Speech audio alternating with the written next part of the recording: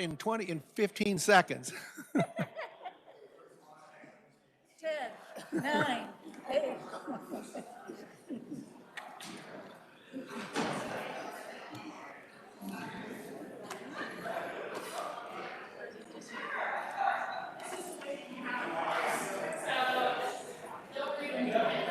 I don't know if we've ever met.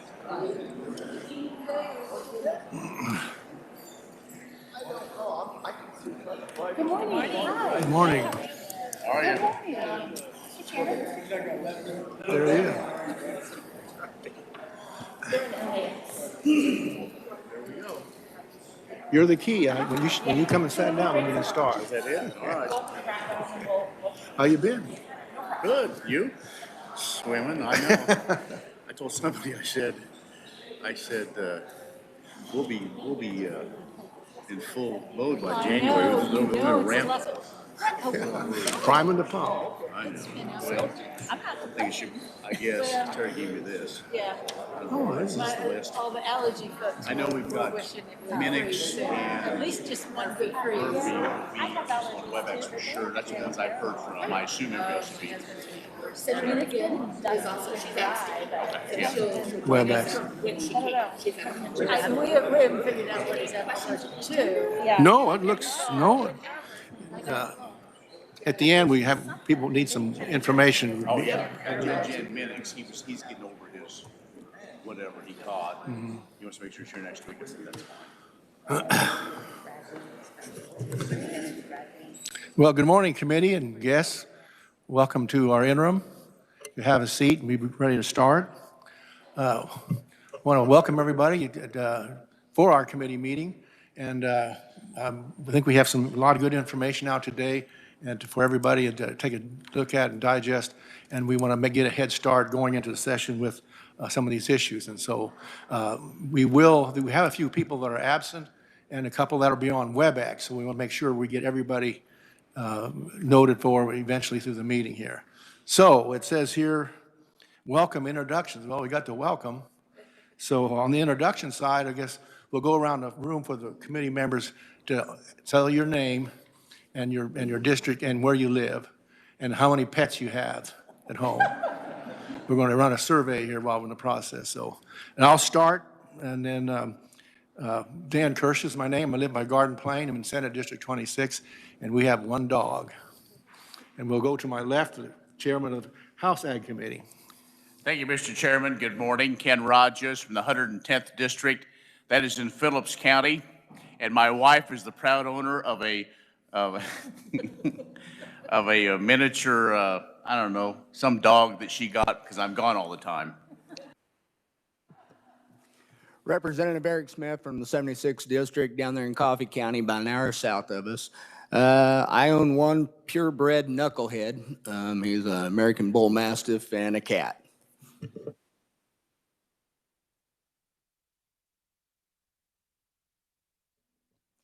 Good morning, Representative Lisa Mosier. I'm from Marshall County, representing the District 106. My husband and I have 2 border collies.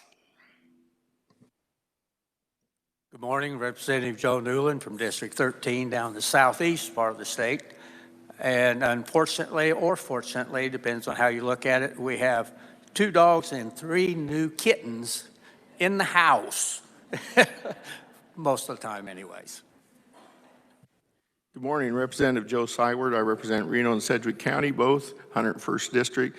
I have a domesticated dog and a cat. I don't know how many gophers and armadillos and deer that I have, but actually I had 2 depart last Wednesday because I hit one in the morning and one in the afternoon again. I'm Representative Brett Fairchild. I represent the 113th District. I'm from St. John, have a couple cats. Good morning, Representative Jacobs, 4th District, Bourbon County, Lynn County, Anderson County. I have multiple animals.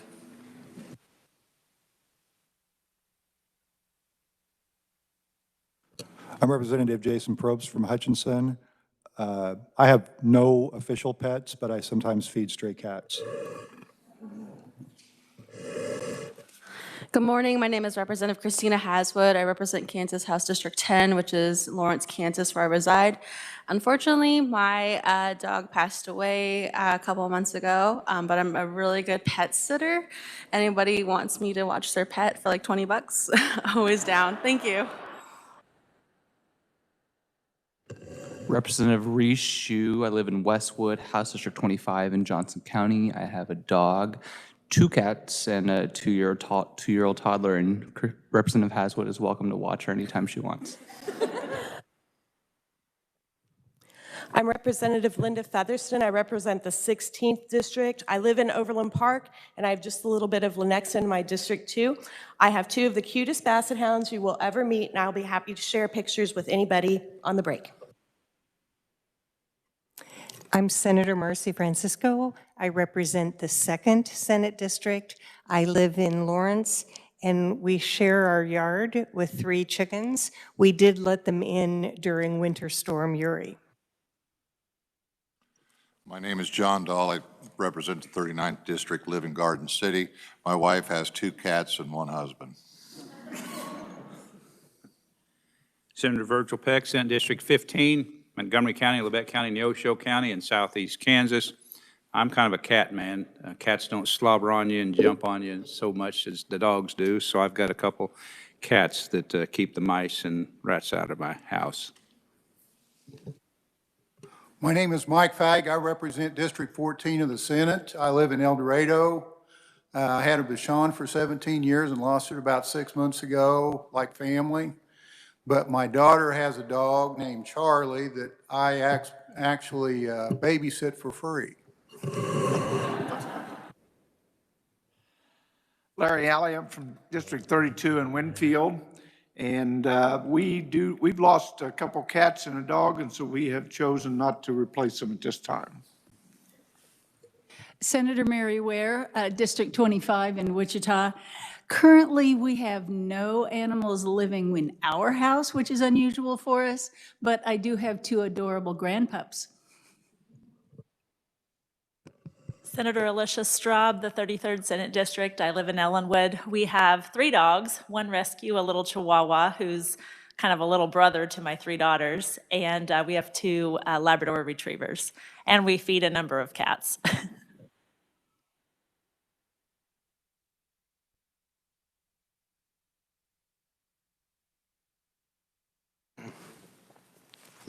I'm Kyle Hamilton with the Revisor's Office. I don't own any pets, but during the last year, I've had a Rottweiler staying at my house for most of the year, and he's a very good boy.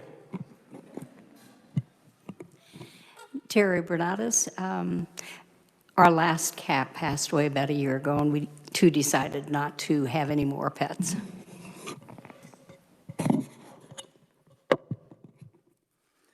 Thank you, Mr. Chairman. I'm Heather O'Hara with Legislative Research, and my husband and I have 3 cats, Cookie, Snoopy, and Ladybug. And while I have the mic, hello to my mom in Iowa who's watching.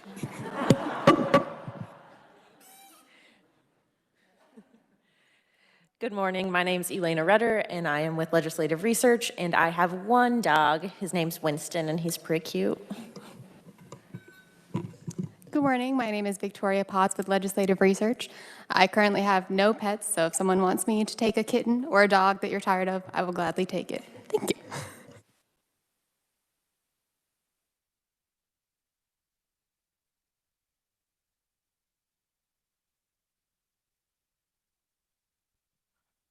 Alex Mason, AV of a stray cat and a couple dogs.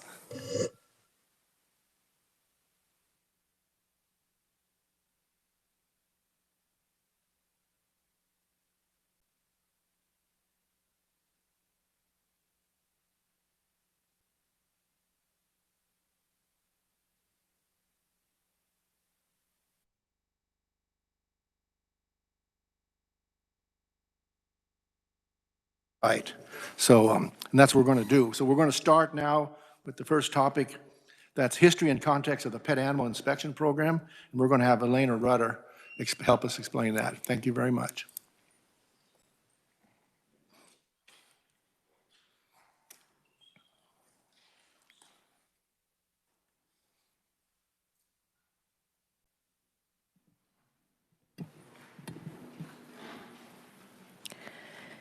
Thank you, Mr. Chairman, members of the committees. My name is Elena Rutter, Legislative Research, and I am going to be discussing a memo on green paper.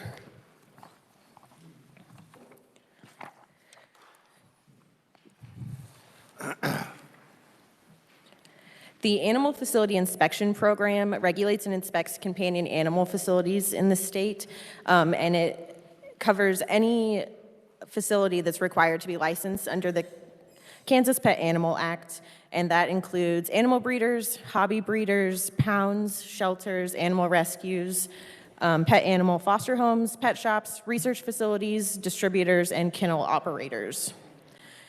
Currently, the AFI program resides in the Division of Animal Health at the Department of Agriculture, and the Animal Health Commissioner, who's appointed by the Secretary, serves at the pleasure of the Secretary of the Animal Board, administers the program. Some history, the Kansas Pet Animal Act was first passed in 1972 as the Kansas Animal Welfare Act, and it was designed to bring Kansas into compliance with federal law.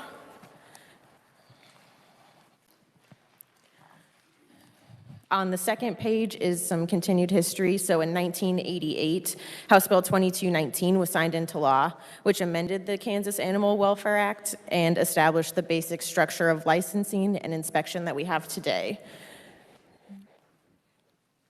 And at this time, it was called the Companion Animal Program, and the position of the Animal Health Commissioner was the Livestock Commissioner. And so when it was amended in 1988, the Animal Health Department was required to license animal dealers who sold at least 6 litters or 30 animals per year. And then if there was an animal dealer who sold 3 to 5 litters, they were called a hobby breeder and they were registered. So there was a licensing scheme and a registering scheme. And then if there were less than 3 litters, they didn't fall within the regulations of the Animal Welfare Act. And because it was amended in 1988 and there was this new licensing and inspection scheme, which mirrors similarly to what we have today, the legislature has asked for some audits concerning how the program is, how efficient and effective the program is over the course of the last 30 years. So the first audit happened in 1990, and that is on page 3. The Division of Post Audit released an audit, and it was titled Reviewing State Regulations Over Animal Breeders and Sellers in Kansas. And there were 2 questions that were asked. Has the Animal Health Department adequately implemented the program? And does the regulatory program appear to be funded and staffed to efficiently and effectively carry out its responsibilities? The Division of Post Audit found that the Animal Health Department had not adequately implemented the companion animal program and was not effectively regulating the industry. Some of their findings include there were no formal or written procedures for operating the program and no oversight of staff. And the division recommended developing and adopting adequate standards, rules, and regulations, identifying facilities to be regulated, developing a tracking system for inspections and investigations and enforcement actions. The division also found that the program did not appear to be funded or staffed at a sufficient level. When in fiscal year 1989 and 1990, the fees that were collected were only about 1/4 of what was anticipated, and that was because there were only about 1/4 of facilities that fell into the program based on what was anticipated at the time. And then in response to the 1990 audit, the 1991 legislature increased fee amounts, broadened inspection and licensing authority to include pounds, shelters, and then required registration of all non-veterinarian boarding kennels. In 2002, Post Audit did a follow-up audit to determine whether any improvements have been made, and they once again answered 2 questions. To what extent have conditions in commercial dog and cat breeding operations improved since the 1990 audit? And what mechanisms can be put in place to ensure the Animal Health Department can avoid or recover costs of boarding and feeding animals it seizes? The Division of Post-Audit found the Animal Health Department made significant improvements between 1990 and 2002, and the companion animal program is now, at this point in time, in 2002, is the Animal Facility Inspection Program. The division found that the AFI program still needed to make some improvements, including developing formal written policies in some areas such as their inspections, and then develop a system for ranking the severity of violations, and a better system of sanctions for violators of the act. And the second question, what mechanisms can be put in place to ensure the Animal Health Department can recover costs of boarding and feeding animals it seizes? This stemmed from concerns about boarding costs that surfaced in the year 2000 after the Animal Health Department seized more than 130 dogs from a facility in Marion County. Between when the dogs were seized in 2000 and when the judicial system issued its final order in January of 2002, the Animal Health Department had spent more than $65,000 caring for the seized dogs. And they were only able to recover $5,000, and that came from a cash bond the judge ordered that the owners post early in their case. The Division of Post-Audit identified 3 ways under the law in 2002 for AFI staff to recover costs, and that included filing a lien against real property, using the Department of Administration's debt set-off program, and garnishing wages. To give more options to the Animal Facility Inspection Program, the division consulted with officials in nearby states and the Officer of the Reviser of Statutes, and identified 2 other approaches that they could use to try and recover costs. And those were giving the Animal Health Department authority to require owners to post a cash bond and creating a special fund to pay costs. Post-audit recommended that the Legislative Post-Audit Committee consider introducing legislation to create either of these 2 options or both for the Animal Health Facility Inspection Program. And in 2003, the legislature passed Senate Bill 145, which permitted owners of animals seized to post cash or security bonds. The initial bond would be for 30 days of expenses, and then after that, the owners could post additional bonds until their case had been settled. And if at the end of whatever time frame, 30 days or the extension, there were no more bonds posted, then the department would be able to sell, place, or euthanize the seized animals. On page 5 is the beginning of the 2008 audit, and it was titled Agricultural Related Agencies, a KGOL audit determining whether cost savings could be achieved by making Animal Health Department and the Conservation Commission part of the Department of Agriculture. This audit found that Kansas could save approximately $710,000 a year by merging the Animal Health Department and the Conservation Commission with the Department of Agriculture. The division also found that Kansas was only one of 6 states that had a separate agency for animal health oversight outside of a Department of Agriculture. So the division recommended that the legislature merge the Animal Health Department and Conservation Commission into the Department of Agriculture, and then made additional recommendations for executive action to ensure that transition would be smooth. In 2011, the Animal Health Department was merged with the Kansas Department of Agriculture, and it created the Division of Animal Health. The Animal Health Commissioner administers this division, and the Animal Health Board is now the Division of Animal Health, the Division of the Animal Health Board. And in 2011, this was an executive reorganization order number 40. In 2018, the Division of Legislative Post-Audit again revisited the Division of Animal Health in an audit titled "The Department of Agriculture Evaluating the Animal Facilities Inspection Program." And there were 3 questions in this audit. Are policies and practices of KDA adequate to ensure consistent inspections and appropriate penalties? Is the AFI program adequately managed and staffed? And to what extent have conditions changed since the 2002 audit? For the first question, the division found that the AFI program did not have adequate policies to ensure consistent inspections or adequate policies or practices to ensure appropriate penalties. The division found KDA officials relied heavily on staff instead of formal policies or procedures to ensure consistent inspections. And did not adequately address best practices related to legal enforcement. The division noted that although the policy was not adequate, the inspections that it did observe, there were 7 of them, there were not any significant problems with those inspections.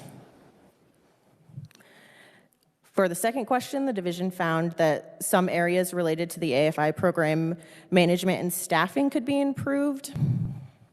The division found that the AFI program was slightly understaffed compared to 2 neighboring states, Nebraska and Missouri, and had not offered statutorily required training in 7 years and lacked performance measures for its inspectors.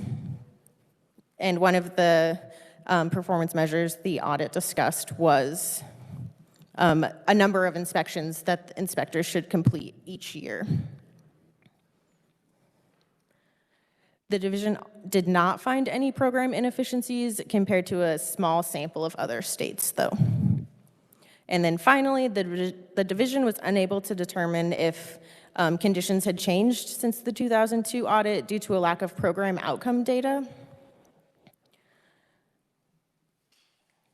The division stated the AFI program did not fully address most of its findings from the 2002 audit, and only 1 of the 5 problem findings from the 2002 audit had been fully addressed. The division did find the number of licensed animal breeders and their percentage of failed inspections declined in recent years. And there were 5 recommendations that the division made, and you can find those on the middle of page 6. And then in 2020, there was a follow-up audit to this 2018 audit, and the Division of Post-Audit found that KDA had implemented all 5 of its recommendations. And then in 2021, there was the governor's budget amendment, which was submitted to the House Committee on Appropriations and the Senate Committee on Ways and Means, and that GBA was not adopted. And then finally, on page 7 of the memo is the current licensure fees for the Animal Facility Inspection Program. And there are some fees that are currently set in the regulations that meet the statutory limit. And with that, I will stand for questions. Thank you, Elena. That was a good report. You covered a lot of territory on the history of how this thing's been set up, so appreciate that information. We will take a few questions. We've got to stay on time here, and we will entertain a few questions if there are any at this point. So when the staff is finished. Representative Carlin? Thank you, Mr. Chairman. I was curious, having served on appropriations and watching most of the conference committees that are going on at the end of this season, I'm wondering why did we not adopt by either committee the governor's budget amendment? Was it brought before the appropriations committee? Go ahead, Elena, if you want to. If you know, I don't know. Any staff can answer any question. Sure. Again, my name is Victoria Potts with Legislative Research. Yes, so both House Appropriations and Senate Ways and Means were presented with the governor's budget amendment.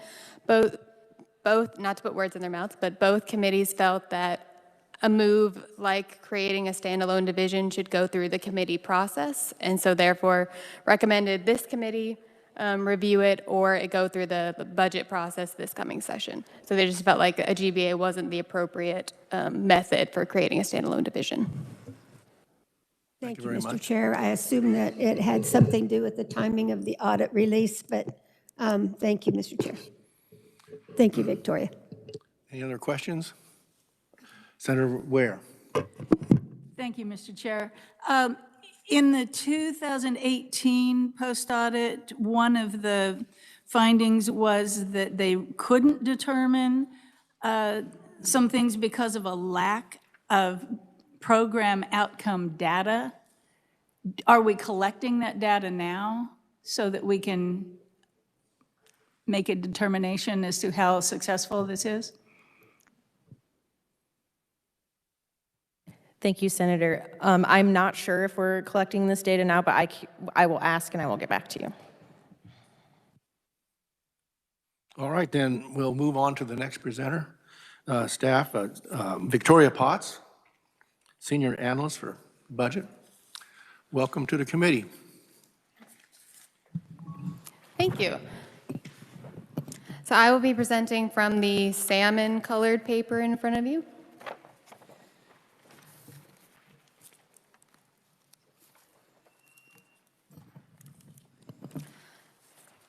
So as Elena mentioned, on April 26, 2021, Governor Kelly presented a governor's budget amendment, or a GBA item, that proposed moving the AFI Animal Facilities Inspection Program that's currently housed in the Division of Animal Health and creating a standalone division within the Department of Agriculture. As was mentioned in my answer to Representative Carlin, both House Appropriations and Senate Ways and Means chose not to adopt this GBA item because they felt like the creating a standalone division should go through the committee process rather than through a GBA. The next section of the memo talks about the Division of Animal Health, but Elena did a great job of doing that. So I'll move on to the next page.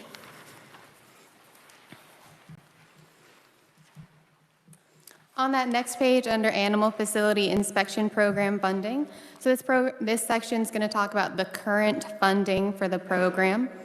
You can see that chart breaks it down by state general fund and fee funds. The total budget for the Animal Facility Inspection Program is around $450,000 or $500,000. About 5 FTEs, 3 of those are currently inspectors, 1 administrative assistant, and 1 program manager.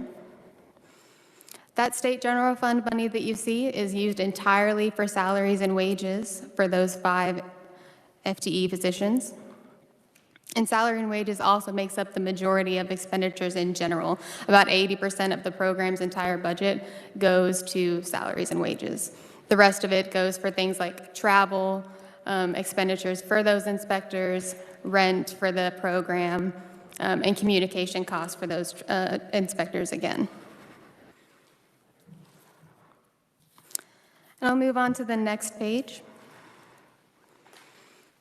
Elena already talked about the 2018 performance audit, so I'll move on to that last section, the 2021 Governor's Budget Amendment. So the Governor's Budget Amendment, or GBA, proposed a total budget of $778,000, including $500,000 from the State General Fund. And that State General Fund money would be a new appropriation. So what that means, it's not taking State General Fund from the Animal Health Division. This would be new money that would have been appropriated to this new standalone division, the Animal Facility Inspection Program. The GBA noted that the funding could be used for a new investigative inspector position, and also funding could be used to compensate shelters for caring for seized animals and health and safety welfare concerns. Additionally, the GBA included language allowing the agency to hire a new division director, as this would become a new standalone division that would require a new division director. And Mr. Chairman, I'll stand for questions on the GBA concerning the Animal Facilities Inspection Program. Thank you very much. I have a question. Sure. What is if they have penalties or fee or fines, where does that money go, and any idea how much that is annually? I do not know how much the fines are and what they go towards. The main funding for the program is licenses and registrations rather than fines, but I'll look and see how much fines, if it's a significant amount of money that they fine. Okay, thank you very much. Yep. Any other questions? Seeing none, thank you very much. Oh, do you have a question, Representative? Thank you, Mr. Chair. Victoria, on page 2, where it gives out the inspection programs, could you elaborate a little bit more on research facilities? I cannot, but I will look into it for you, what that means. You're talking about in the second section? Sure. Yeah, I'll look into that for you. Thank you. Thank you, Mr. Chair. Senator Francisco, you have a question? Thank you, Mr. Chair. I note that the governor's budget amendment says that all $500,000 would be a new appropriation. So that would not, what would happen to the current funding that now goes from the State General Fund to the Animal Facility Inspection Program? Sure, it would remain in the Animal Health Division that the Animal Facilities Program currently falls under. During the GBA, the agency noted that the Animal Facilities Program currently receives more State General Fund from the Animal Health Program than it's currently budgeted for because it has higher expenses than its fee funds are able to cover. So those funds would be distributed in the way they're originally budgeted for within the Animal Health Division. Thank you, Mr. Chair. So that would mean the Animal Health Division would be seeing an increase of approximately $180,000 in their funding. Yes. Representative, you have a question back there? Thank you again, Mr. Chair. One more question then, I guess, if this presents or suggests 2 new positions, I think one of the issues with probably some of the programming on page 6 of the Green Bill, about less than a quarter up, it talks about inadequate training. Is there anything for more training? If we're going to have more individuals, would we need more training on this program? The GBA didn't specify whether any of the money would go towards training. It was specifically targeted at hiring new positions for the standalone division and also providing additional funding for salaries because the agency, or the program, sorry, has seen rather high turnover. So the GBA didn't specify that money could go towards training, but would rather be targeted at salaries and wages. If I may, real quick, just maybe a comment. So we're going to give 2 more positions and more money for the same inadequate training. I'd like to see maybe some broader descriptions on how we're going to train people and pay them at the same time. Thank you. All right, anybody else? Seeing none, Victoria, thank you very much.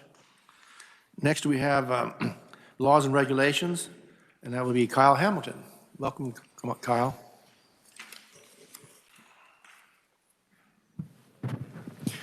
Thank you, Mr. Chairman, members of the committees.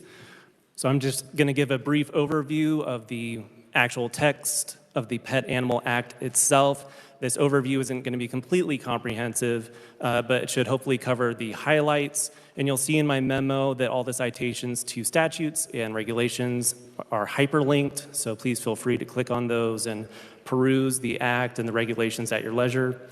I'll start with the purpose of the act. KSA 47-1726 states that the Kansas Pet Animal Act shall license, permit, and regulate the conditions of certain premises and facilities within the state of Kansas where animals are maintained, sold, or offered, or maintained for sale.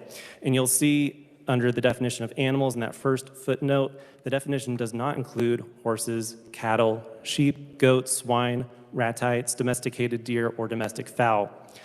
The Kansas Pet Animal Act requires licenses for animal distributors, pet shop operators, pound or animal shelters, hobby breeders, research facilities, and there's a definition for that term in the 6th footnote, boarding or training kennels, animal breeders, retail breeders, and rescue networks. Permits are required for out-of-state distributors of dogs and cats. Licenses and permits are provided by the Animal Health Commissioner and expire on September 30th of each year.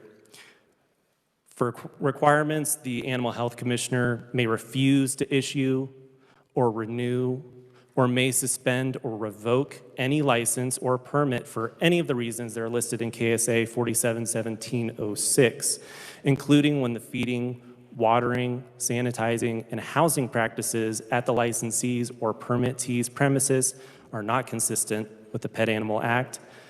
Also, for failure to provide adequate veterinary medical care to the animals in such licensee or permittees' care, or for failure to maintain or provide documentation of the provision of adequate veterinary medical care to animals in their custody or care when access to such records is requested by the Commissioner. Rules and regulations adopted pursuant to the Act contain detailed requirements for animal care and facilities, including but not limited to drainage and waste disposal, sufficient and heating cooling for indoor facilities, pest control, and opportunity for exercise.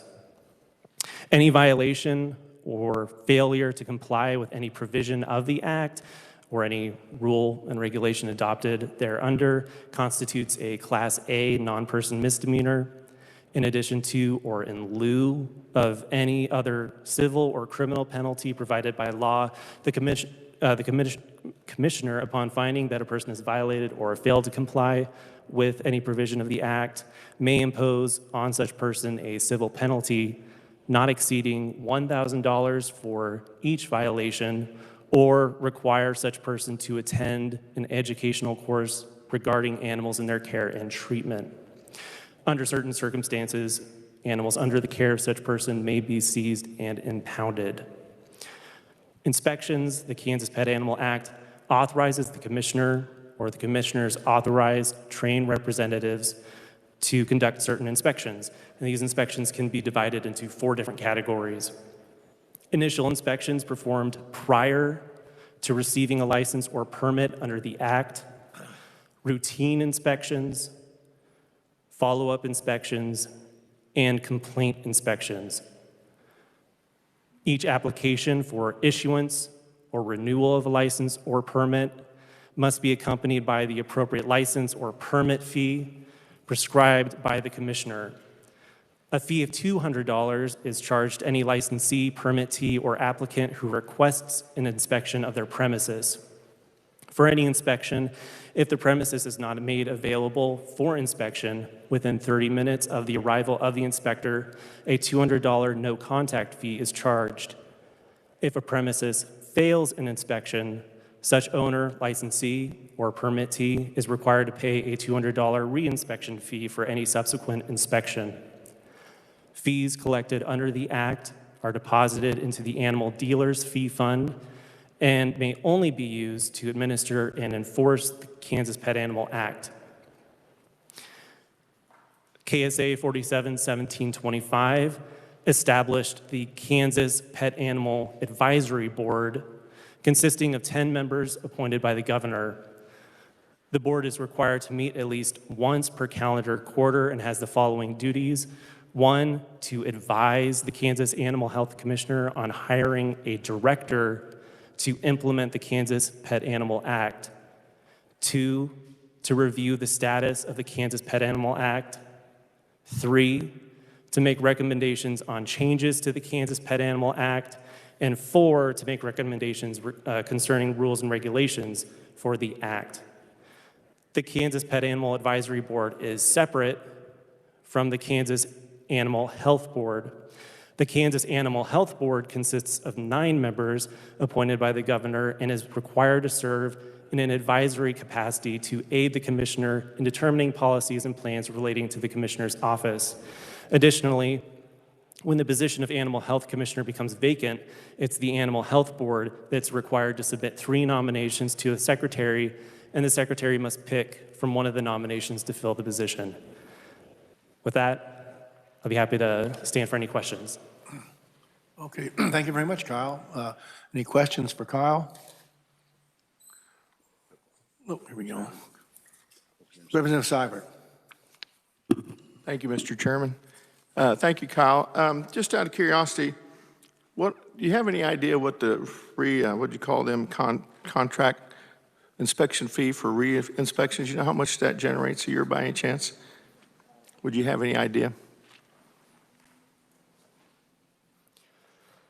On page 4. So I have listed that it's $200 for a re-inspection fee or any subsequent re-inspection, but is there something else you're looking for? Like how much is actually charged? Yeah, do you know how many inspections were made that year? Oh, I do not. That would be a good question, I think, for the conferees coming after me. Okay, well, whatever. Thank you, sir. Thank you, Mr. Chairman. Representative Featherston, there you are. Thank you. Does this proposal in the governor's budget do anything to affect the Kansas Pet Animal Advisory Board?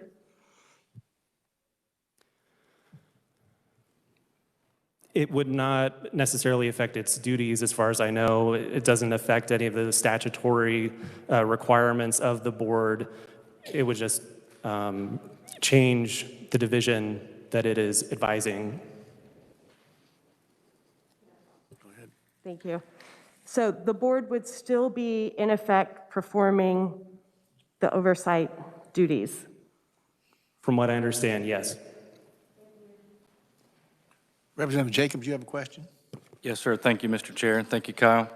On page 3 or page 4, on I guess we would say line 24 maybe, or point 24, where it says for any inspection, if the premises is not made available within 30 minutes of the arrival of the inspector, a $200 non-contact fee is $200 non.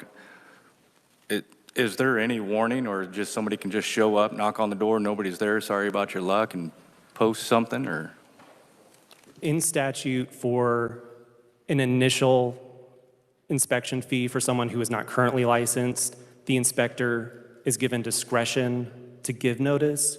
But for routine inspections, under statute, they are actually statutorily prohibited from giving advance notice. And I believe that was a change that was made in 2018. Thank you, Mr. Chair. Thank you, Kyle. All right. Thank you, Kyle. I've been told that Victoria has an answer for some questions that were previous. Go ahead, Sure. Victoria. Thank you, Mr. Chairman. As Kyle pointed out in his memo on page 2, footnote 6 does have the definition of a research facility. Any place, laboratory, institution, except as an elementary school, secondary schools, college, university, at which any scientific test, experiment, or investigation involving the use of any living animal is carried out, conducted, or attempted. So again, that's on page 2, footnote 6 of the blue sheet. And Mr. Chairman, you asked about the amount that's collected for fines for the Animal Facilities Inspection Program each year. In fiscal year 2021, there was only $277 collected for fines. For fiscal year 2022, they've budgeted about $4,000. So the total budget of $300,000, $4,000-ish is for fines. So not a significant portion of their budget is from fines, mostly in license and inspection fees. Okay, thank you, Victoria. Next, we'll move on to the next presenter, and that would be Secretary Beam. Welcome to the committee, Mr. Secretary. Thank you, Mr. Chairman, committee members. I must say, I reflected as you went around with introductions. We were taking notes carefully to make sure that there wasn't anyone who would fall under the requirement to be licensed who may not be on our list. But it was, I think, quite enlightening to see the amount of support there is for our pets. I've seen various figures from 50 to 70% of households in the United States have pets. So this is near and dear to many people, which is why it creates a lot of interest, even since the program began.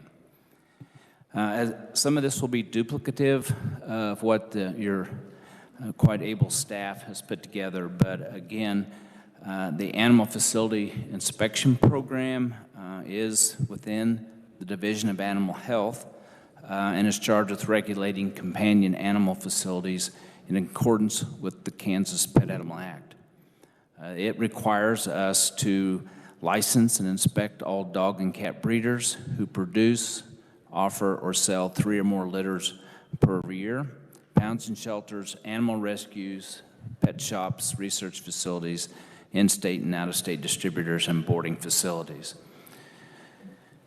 So as of now, at the end of the 2021 license year, which ended September 30, there were 863 licenses.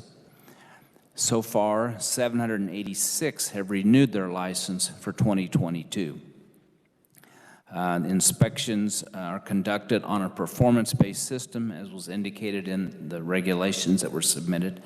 And so each facility has a rating. And they're rated 1 through 3, as you'll see on my statement in purple. There are 67 facilities that have a 1 rating, which means they are to be inspected every 3 to 12 months.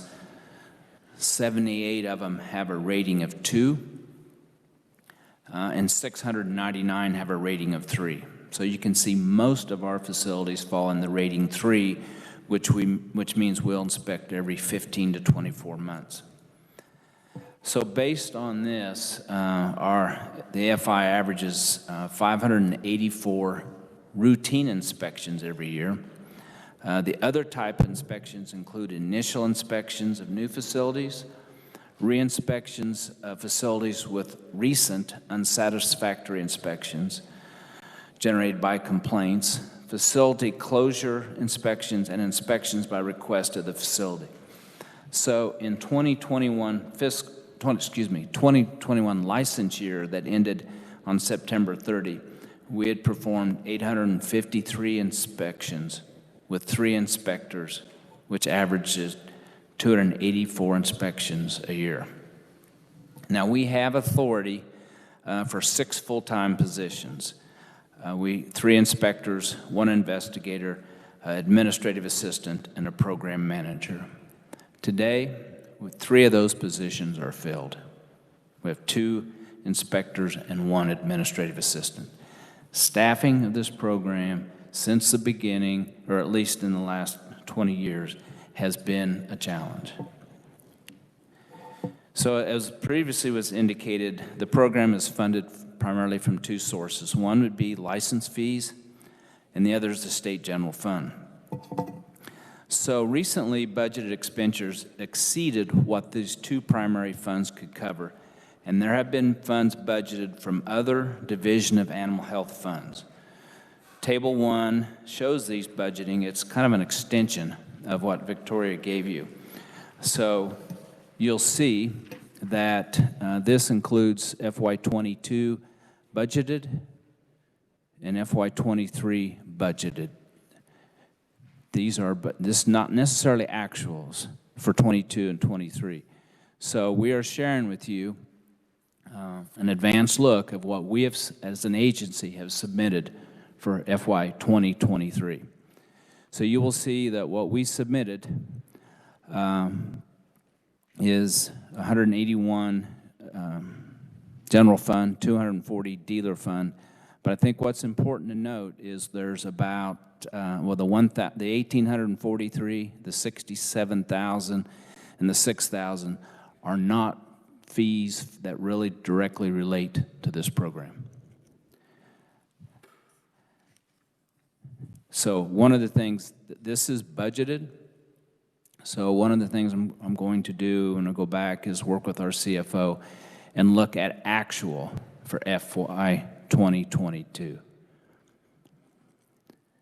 FY 2021 and maybe thus far in FY 2022. But this is the budget, but not necessarily actual as far as these fees. So as mentioned several times, this spring, Governor Kelly submitted a GBA to both of the Appropriations Committee with an enhancement of $500,000. We had wanted to actually fund the investigator position, enhance our staff salaries to they be more at a level that would be competitive to private sector, create a funding source to compensate shelters when animals are seized. We'd also, as you'll see later, we talked about an attorney and perhaps another inspector. We had proposed at that time that we would use this to create a new division of the Department of Agriculture and have it outside of animal health and be a separate new division. If that were to occur, it would need statute to clarify some of the roles and responsibilities. But that GBA did not pass, as was mentioned earlier. So what we submitted to the governor in our budget for FY 23 is an enhancement of $483,729. The increase would allow us to hire the attorney solely dedicated to the program, add 2 staff persons, or I should say fund the current investigator, analysis to add another inspector to take us to 4, dedicate funding for shelter reimbursement costs, cover the additional costs of the enhancements that we need. And I'm proposing, again, that we continue to look at this being a new division, not part of animal health. And then you'll see the breakdown there of the $483,000 that we've asked for in the enhancement. So, you know, one of the things we found this summer that our vehicles were high mileage. We actually had an inspector that we called up to go help the city of Wichita with a situation, and the vehicle was high mileage, broke down along the way. It took us another half day to get there because our vehicles were high mileage. But you see in the narrative where we're at right now, we do have a newer vehicle that we were able to add. On page 3, as mentioned, the 2018 audit recommend that the program added the investigator position to help with complaints. And in January, the job opening, we issued a job opening for the investigator, and before we looked at applicants for selection, I made the decision that we were starting in the pandemic. Who knows what the financial situation would be, so we put that on hold. I would think it's important to note that this program receives more open records requests than any other program within our agency. In the license year 2021, there were 57 requests that took 294 hours. While the agency program respond to provide this data, the requests do consume a substantial amount of program staff and legal staff time. With the addition of the attorney, the AFI program would be able to provide a timely response to what we assume will be continued record requests. The 2018 audit did criticize the program for not seizing animals in recent years. Earlier in the history, there were resources to assist with relocating and seizing animals that were found when their health, safety, or welfare were threatened. With time, resources were depleted and additional funding to reimburse shelters for their costs went away. The budget enhancement I just referred to would allocate $50,000 a year for such expenses. So the program is charged with regulating facilities, and this is a key function of the program. But it is not uncommon for the program to be asked to investigate complaints of non-licensed facilities or individuals who are not licensed and presumed to meet the requirements. When those complaints come in, the program manager is tasked to determine the relevance of the threat of the complaint to the program and assigns an inspector. Inspectors then will go investigate the complaint, whether it's factual, or determine if it's factual, whether or not it's substantiated. Many times, and this is just anecdotal, but many times these individuals exceed the number of animals allowed, and often these animals are cared for in less than ideal condition. The program will then work with local authorities to resolve the matter or determine a path forward. In some cases, these individuals are in a hoarding-like situation and typically would not meet the license requirements for adequate facilities. On average, we do 78 complaints per year. Since October 1, we responded to 11 complaints of licensed and unlicensed facility. So I think as the summary of the 2020 legislative post-audit, we believe that we've made substantial improvements from the 2018 audit. I'm proud of how far we've went in just a couple of years, but I think you'll see that we have some funding and resource issues, and I can believe that we can do better and really should do better. So at that, I would certainly be happy to respond to any questions. I would say that also with me today is several of our staff, Dr. Justin Smith, who is the Animal Health Commissioner, Kelsey Olson, who's our Deputy Secretary, and our General Counsel, Kenny Titus. So hopefully between the four of us, we can get you an immediate response to what you need, and we're quite willing to go back and provide more information, more detail if you like. All right, thank you, Mr. Secretary. Senator Dahl has a question. Thank you, Mr. Chairman. Yes. Mr. Secretary, you've obviously done like 10, 11 inspections since October the 1st. Are those mainly complaint-based? Well, those 11 were complaint-based. Okay. We do routine inspections. You do the routine. What percentage are complaint-based, would you think? Just pull it. Well, I think we did 78 out of, what was our total? I had a list for a total. 548, well, no, we did 853 inspections. And so, and I had a number for what we did for total complaints. 78, so 78 of 200 and out of 284. So about a third. Okay, thank you. Mm-hmm. Representative Probst, you have a question? Thank you. Thank you for your testimony today, Secretary. From an administrative perspective, can you explain to me the way we currently have this structured under the broader animal health? Is there any advantage to having it structured that way? Well, that's a good point. So right now, it is part of the Animal Health Division of the Kansas Department of Agriculture. And the program has always been a part of the animal health, even when animal health was a standalone agency. And so many times what you're dealing with is the health and welfare of animals. So it makes sense that we have those specialists. But there's a couple things I think that merits consideration for going to a separate division.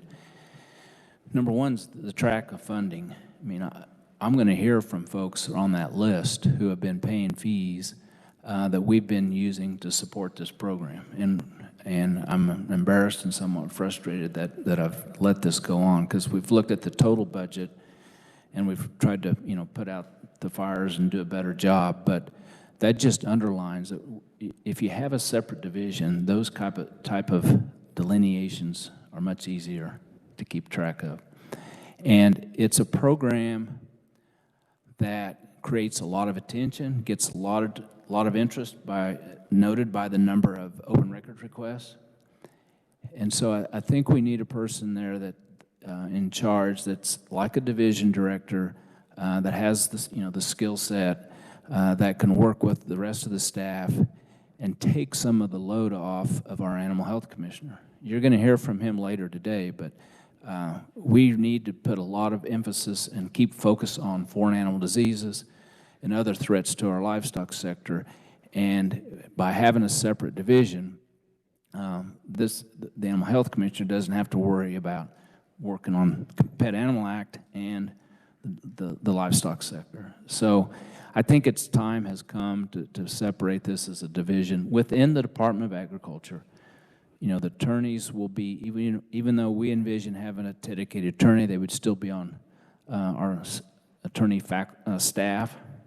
We would continue to provide the support from our HR and fiscal and human resources. But I think to really be able to focus and track the funding and get the type of program we need, I think it makes sense to make it a new division. But if that happens, I don't know how much of that can happen through the appropriation process. I do think we'll need to do some statutory cleanup to delineate that. Representative Seibert was next. Thank you, Mr. Chairman. Thank you. You guys got a lot on your plate to do, but got a couple quick questions that, are these inspectors located geographically where the largest number of your inspections or pet farms are? Or are they all centrally located and have to drive every day clear across the state? They're located, they're home-based, so we're looking at kind of southwest quadrant. One was a northwest quadrant and one was a northeast. Okay, great. So, but yeah, we try to be flexible. If we find somebody would do a good job and they're located in a part of the state, maybe we can reconfigure their area and make it work, but they're home-based. Okay. And he's talking about salaries and retention. What's a base average salary for those employees that do the inspections and are out and about? I made myself a note to look that up, and I will get that to you. Later. And I think I can probably tell you a bit later today, but it's difficult to attract. We will start to advertise soon for an inspector to replace someone who recently resigned. So if you know of someone that's interested, Well, that's have why I them was wondering apply. if I know what they pay, I can probably find you somebody. Okay. Thank you. I'll get that for you. Okay, great. Thank you. Thanks for your presentation. Okay, next we have Senator Alley. Thank you, Mr. Chairman, and thank you, Mr. Secretary, for being here today. I noticed on the first page of your purple sheet here, you say that the AFI has authority for 6 full-time staff positions, and that includes 3 inspectors, one investigator, and 1 administrative assistant, and 1 program manager. Are those funded? Well, if you utilize what we have budgeted for FY 2022, we might be able to do all of those, but we've never had all of them filled, so we've been able to progress. So our budget that we proposed, that we submitted, would fund those, yes. So you do have funding for this. It's not you're not filling those because you don't have funding. Is that correct? Well, that's correct. However, based on that information I showed you, we're funding it with some of these other fees. I'm going to be hesitant in filling all these positions right away. We gain a couple months with people not in those positions, we can move forward, but we've got to address where we're getting those fee funds to pay for these positions.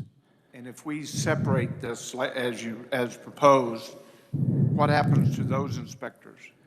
Though they would just be a part of that program. Those would all go there because these are very specialized trained inspectors for that purpose. So they would be a part of that. They would be in the divisions. So we need more money or we don't need more money for those inspectors? Well, I've suggested that we need more money for a 4th inspector, and we need more money to enhance the existing ones. Okay. Thank you very much. Next, Senator Straub. Thank you, Mr. Chairman, and thank you, Secretary Beam, for being here today. I'm just trying to identify the actual problem that has brought us here today. And touching on Senator Alley's question, the 3 open positions, let me just clarify, there are 3 current open positions? Yes. Okay, and how do you plan to change you mentioned that it's been a continuous struggle to fill those positions. How do you plan to change that? Well, with this existing resources, I guess we'll just try to recruit and find people to fill those. We need an inspector, we need a program manager, and we do at some point need an investigator, as was recommended by the post-audit report. May I follow up? Are those positions all based out of Topeka, or where are these open positions based from? So our headquarters is in Manhattan, and I believe, the director or the program manager would be based in Manhattan office. The inspector would be home-based in an area that would fit probably that person and fit our need for inspectors. The investigator, I think, could be somewhat flexible as far as location. Okay, thank you, Mr. Chairman. I just wanted to make sure that that it's not, I want to identify what is the actual problem of why the current authorized positions aren't filled, and if it's really just a problem of geography of where these positions are based out of, maybe we could solve this in an easier manner without creating a whole new division. Okay. Thank you. Mm-hmm. Thank you. Next up is Representative Newland. Thank you. Thank you, Mr. Secretary, for being here. I'm a little confused, and this question may really need to go back to legislative research, because in their report it says that in 2008 we could save $710,000 by moving it into KDA. And now we're seeing that it may be better if we move it out of KDA. So there's a lot of dollars discrepancy there. So I believe that estimation was overall savings by moving the Animal Health Department into the Kansas Department of Ag. Not just this program, but all of animal health into the Department of Ag, which eventually occurred. Yes, that was the 2008 audit. Yeah. Okay, so we're talking about a whole division and not just a portion of that Correct. division. Okay, thank you. Next, I have Chairman Rogers. Thank you, Mr. Chairman. Mr. Secretary, thanks for being here. I have grave concern, and I appreciate the balancing act you have to do to get these things taken care of, but to go roughly an enhancement of $65,000 out of the Animal Disease Control Fund to make this happen is, yeah, I mean, to me, it's quite alarming. So if the enhancement that you're requesting happens in this upcoming session, that would be a moot point, correct? We wouldn't. Correct. We would go back to the penance of roughly $2,500, which, 2021, the 2021 budget has $2,404 allocated from Animal Disease Control Fund. We go to fiscal year 2023, it's $67,784. Yeah. So if the enhancement that the request that came in so late in the session with no discussion other than when it came to appropriations, if that enhancement was to be made, then I'm assuming the adjustment we made in the budget so that the majority of that funding would be retained in the Animal Disease Control Fund rather than. Correct. And again, this is budgeted, so what I want to go back and check to see what is actual, and if we can, hopefully we can rely less than what we have budgeted as we go through the end of this fiscal year. Mr. Chairman. And I know we'll get an answer on average salary or whatever, but we talk about enhancements and the challenge it always has been to fill those enhancements. Where, if you get those enhancements for inspector and so on, that they're filled or nearly filled based on budget, what would be their contemporary within state government as far as maybe looking at guess what level? I mean, are they kind of like a middle management, and so you're wanting that salary to match, say maybe a sub-department head in another agency? We can get the data, but the intent is to get it in. We've got a whole series of inspectors in our agency. We had food safety inspectors. There are others, feed safety. So, and there's different kind of categories and responsibilities. You know, if they have some supervise and inspection, they get kind of a higher level. So this would, my thought would put these inspectors probably on par with the upper level of inspectors in, but that's what I want to accomplish. We can get you more precise data on that. Okay. One, if I may, if I remember my question now,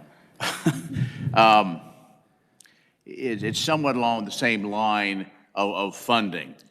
With those that are the licensed breeders now, are they at a cap, you think, as far as for their participation, in order to make sure, that we do have the inspectors? Because I'm assuming they want to make sure that everybody's playing correctly and playing by the rules, but it has to be a challenge, because if you're always chasing neighbor versus neighbor, or whatever that is. Not that those aren't legitimate concerns, but there's so many other things that are going on that it's hard to just do, in a sense, that number one for those inspectors, whatever that number one thing is to do with everything else. Am I correct? You understand what I'm getting at? Well, not 100%, but I mean, their priority is to address those those categories of licenses that need more frequent inspections, and those complaints. I mean, if we get a complaint, they usually are able to get that, change their schedule and get there pretty darn quick. But you mentioned a point, part of the funding of this program is from fees. And Elaine included that last page on page 7 of the green, our current fees. And these were last changed prior to my role in this job, but these were last changed, I believe, in the 2017 legislature.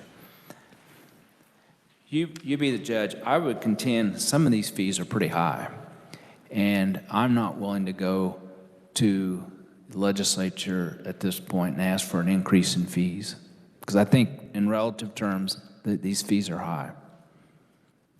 And that has been a discussion point, I think, before, but all right. Thank you, Mr. Chairman. Representative Chu, go ahead. Thank you, Mr. Chair. Thank you, Secretary, for being here. I'm also trying to kind of distill down to the real nuggets of what we're looking at. So from where I'm standing right now, I see two separate things going on there. There's the movement of the division, and then there's the funding. Theoretically, the funding could happen without the movement, but probably not. The inverse is true. So is it true that the advantage of creating the separate division is to kind of allow, these charges are separate enough, it allows the animal health to do what they're good at, and allows the new division head to be good at, do what they're good at, rather than, doing the funding but keeping in the same division? Yes, and I think it's a cleaner way of tracking, the funding and the funding source. And again, I want to make sure that we have our animal health commissioner still has ultimate authority over animal diseases. And so that's the kind of cleanup or trailer legislation that would need to be required if there was a creation of a new division. Representative Fairchild. Thank you, Mr. Chairman. It's been said earlier that with most normal inspections that the inspector just shows up without any notice ahead of time. Looking back on this blue sheet, though, it says for any inspection, if the premises are not made available for inspection within 30 minutes of arrival of the inspector, there's a $200 no contact fee. I was just wondering, does that really mean any inspection, or is that just talking about if an inspection is requested? Any inspection by statute.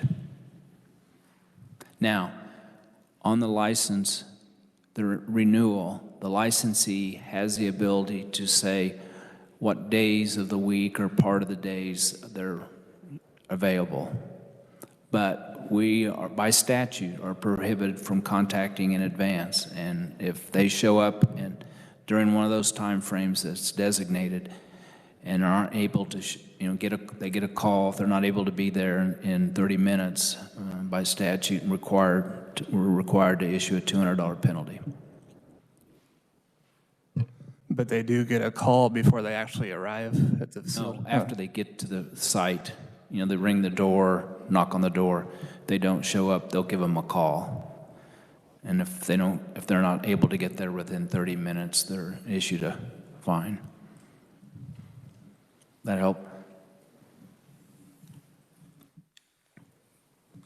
Senator Francisco. Thank you, Mr. Chair, and thank you, Secretary, for being here.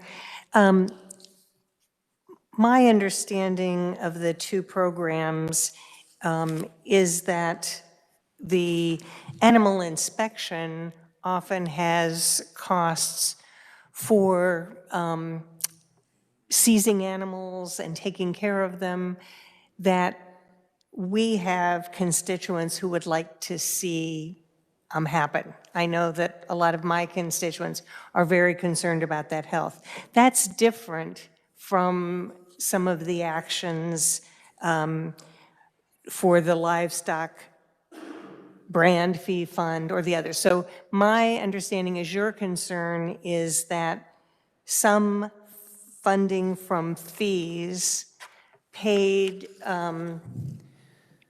by those individuals who have to contribute to that brand fund or the disease fund are covering costs that many of us consider should be paid by state general funds.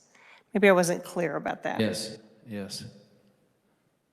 Fees are general fund, and I think fees or general fund is what we've proposed. So one of the big advantages of making this separate division is that it would be clear that the costs appropriate for state general funds are covered by state general funds and other costs through other fee funds. Yes, I mean, yes. All right, Senator Dahl. I want to go back. Thank you, Mr. Chairman. I want to go back to Mr. Jacobs, Representative Jacobs' question, or it wasn't Mr. Jacobs, it was Representative Fairchild? Yes. If you give that call, the 30-minute call, could Cousin Joe come over? Yes, if somebody has authority to let you in, yes. Okay, thank you. All right, committee, any other final questions? Representative McCarlin. Well, if we're down to final question, I do want to inquire of the secretary, how much is the economic benefit of having pet animals in our state? What is the industry bringing in? Do you have a number for that? Because I know in my family, I have several $2,000 dogs. They're not mine. I wouldn't do that, but my kids are, looking at high-dollar dogs and perhaps becoming breeders themselves, none of which live here in this state. But what is our industry worth? Well, I haven't seen any data on the value or the economic impact on the sale of companion animals. We can that's going to be difficult, but I can tell you that the pet food industry is one of the top sectors in our state's economy. I'd have to go back and look, but it's in the top 10, and it's growing. And one report says the pet food industry is growing over 4% compounded annually. I mean, in the animal health corridor, we've got, and in Kansas, the pet food industry is growing because demand is growing, not just in the United States, but internationally. So that's, I think, a signal of the size and scope and the future growth of companion animals, if that's helpful at all. Yeah, well, it is, but, you know, I think that when we had a separate division, I think one of the benefits, we would know the economic impact of this industry, and we would also be able to, you know, capitalize on that. We could, you know, market it in our state marketing plans as, you know, we are an industry, that is an industry here, and we could work to grow that industry. I think it's much like a farmer's market in many ways. You know, we don't have a good handle on maybe on how much we sell there, but I think the inspection program and having a separate division would enhance our ability to understand what the value is of this industry, and I think that's one of the exciting things about it for me. Thank you, Mr. Chair. Next, I have Representative Seibert. Thank you, Mr. Chair, for the second question. Maybe I didn't quite catch it, but I think if we look at all the inspections, you know, when you go back to them, they're high, like you said. Do you get to keep all the revenue from the inspections and the penalties and fines, or does that go into the state general fund and it's reappropriated back to you? Yeah, the fines by statute go back to our agency. Okay. Yeah. So it's an enhancement of what you're appropriated then, so you do have a little flexible capital. Yeah, we have some. It's not going to be a very high percentage of our overall budget, but yes, it would Just go. the fines, though, but not the fees. Yeah, well, we don't charge an inspection fee. Well, I mean, the fees we on charge the back an of that annual one, when you look at license. them, they're about $300 average, roughly, and you said you got 800, that's about $250,000 in fees. Yep. Does that go back to your agency or to the state general fund, and then that comes into this program. Okay, all right, thank you. That's.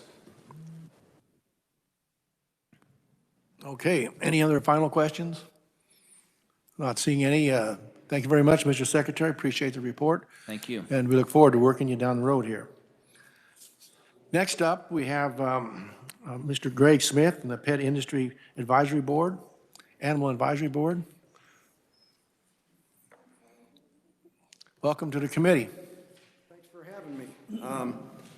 We'll refrain from me telling you how many pets we have so we can get to lunch on time. So I'm Greg Smith. I'm the owner-operator of a Pet Stop, a retail pet store in Shawnee, Kansas. My father started Pet Stop in 1976, and he was one of the initial members on the Kansas Pet Animal Advisory Board representing pet stores. I sat in for him many times on occasions when he couldn't participate. I was eventually nominated to the board, and just recently I was established as the chair of the board. I'm not speaking as the chair today. I'm speaking as Greg. We've got some new members on the board, and I haven't discussed this with them, so I don't think I should do this as representation of the board.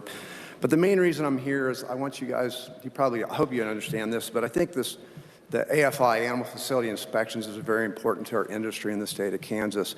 It assures Kansans that if they buy an animal from a licensed facility, a shelter, a store, a kennel, that they're getting an animal that has been kept by standards that have been enacted by the Kansas Pet Animal Act. I think that's important. It adds integrity to the state, that the state cares about animal welfare, that we want our businesses to succeed in a good fashion. By eliminating bad businesses, we elevate our good businesses. Kansas AFI has been out there to train our licensee to get better, and we encourage for participation. We have the KEEP program. We have several different programs to expand on their pet industry. And if people don't want to play by the rules, they have the ability to take away their licensure and make sure that their animals are kept in a good, sound fashion. It's great for the business. We've had some budgeting shortfalls. A lot of times those have come because of AFI puts the animals first. We have hoarding issues. We have relinquishment issues. And those funding budgetary things are never accounted for, and we always need to seem like we need an extra budget for that. It would be nice if we could set up like, a rainy day fund or something where we could access those funds if we need to, maintaining separate funding to make sure our system flows along the way it does. To answer your question, we got old numbers, but the pet industry in 2015 was $1.7 billion. 1.7 billion, that's the gross domestic pet industry in Kansas. 2015. So it's an old number, but I was digging. Those numbers don't get compiled very easily, and that came from PJAC, which is the pet industry joint advisory. It's a lobbying board for the pet industry. That being said, the pet industry is growing every year. It's a great industry. It's very rewarding for the people and the animals. And I think it's only fair that Kansans would be more than willing to share a little bit of that revenue back to keep this AFI program running. I think it's that important. We've had some issues with staffing at AFI, and we need to address those. We need the board to stay focused on AFI's purpose and hiring and making sure we get good inspectors in there that are performing their duties according to the Pet Animal Act. And that being said, I would like to say thanks to Dr. Smith and KDA and all the staff for, I think they've done a remarkable job over the years and they've continued to improve. That being said, I would entertain back to questions if you have any of me.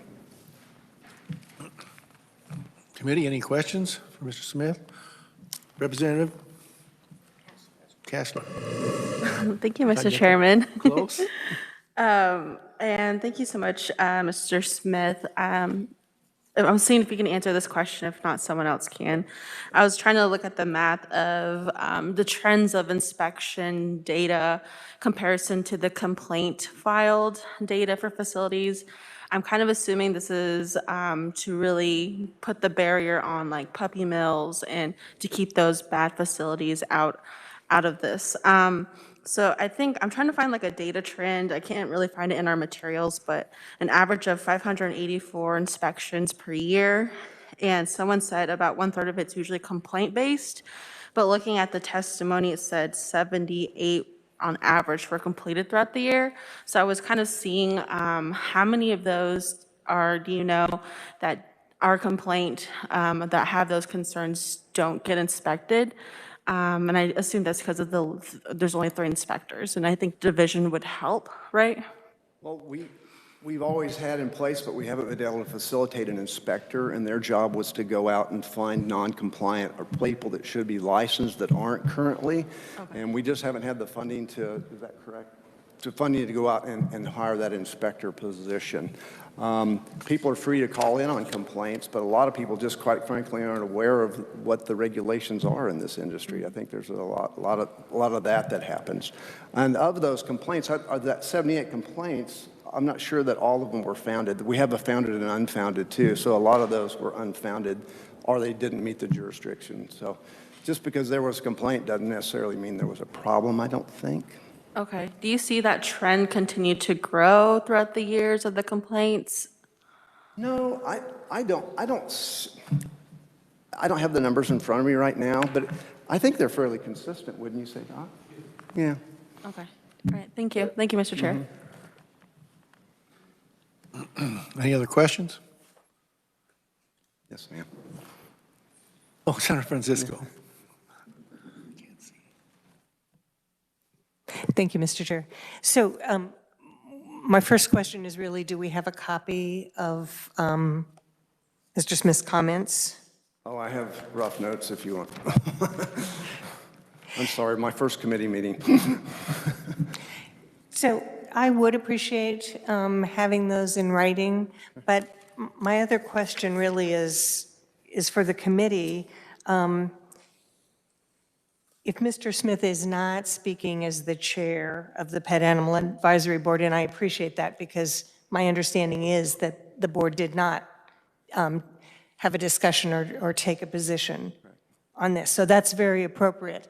But if that's the case, why would we have verbal testimony from one individual and not from many other people who would like to weigh in on this.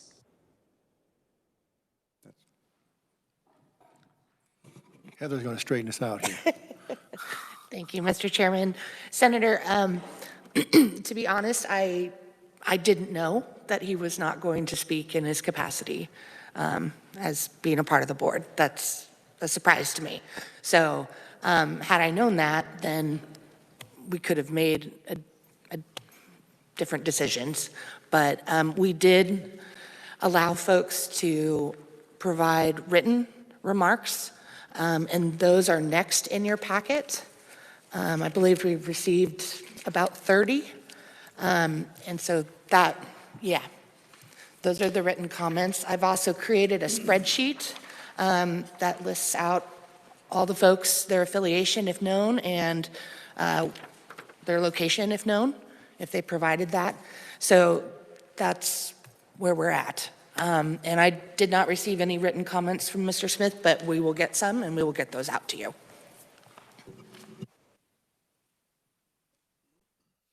Okay, any other questions at this point? Can I? Mr. Smith, you have a final statement? I'd just like to apologize for any uncertainties that have happened. That was not my intent, so. It's understood.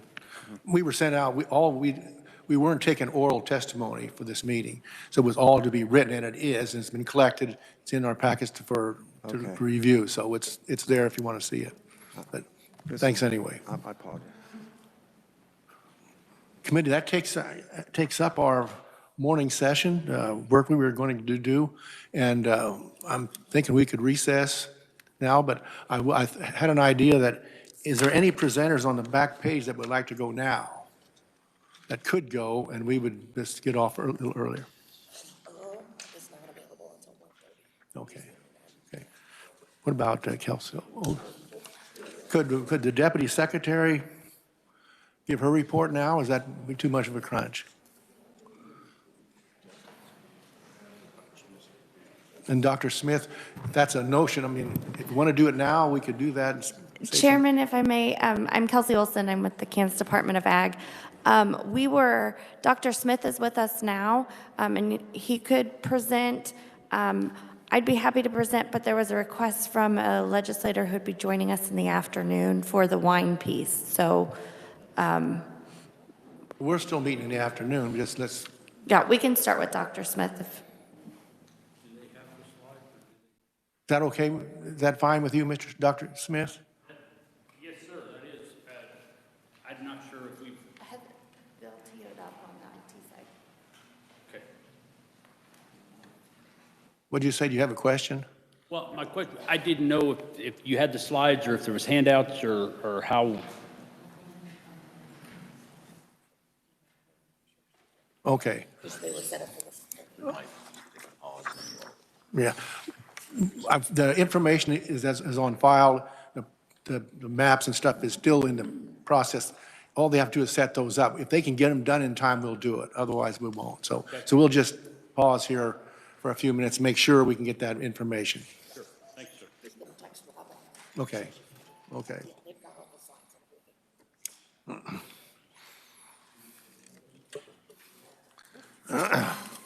Appreciate the committee's consensus here, because we're just trying to save time and be efficient.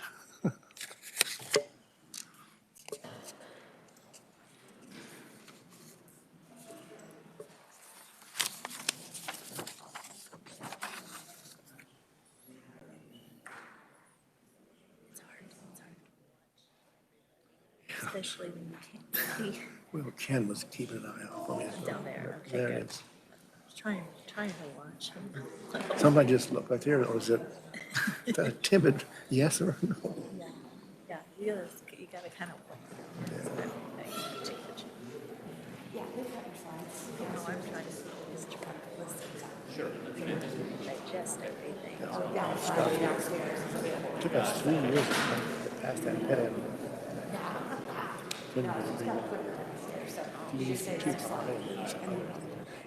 A lot of the livestock people were just overwhelmingly nervous about being in with them. Now they don't want to be another house, they're gonna be back in or something. Oh, I get it.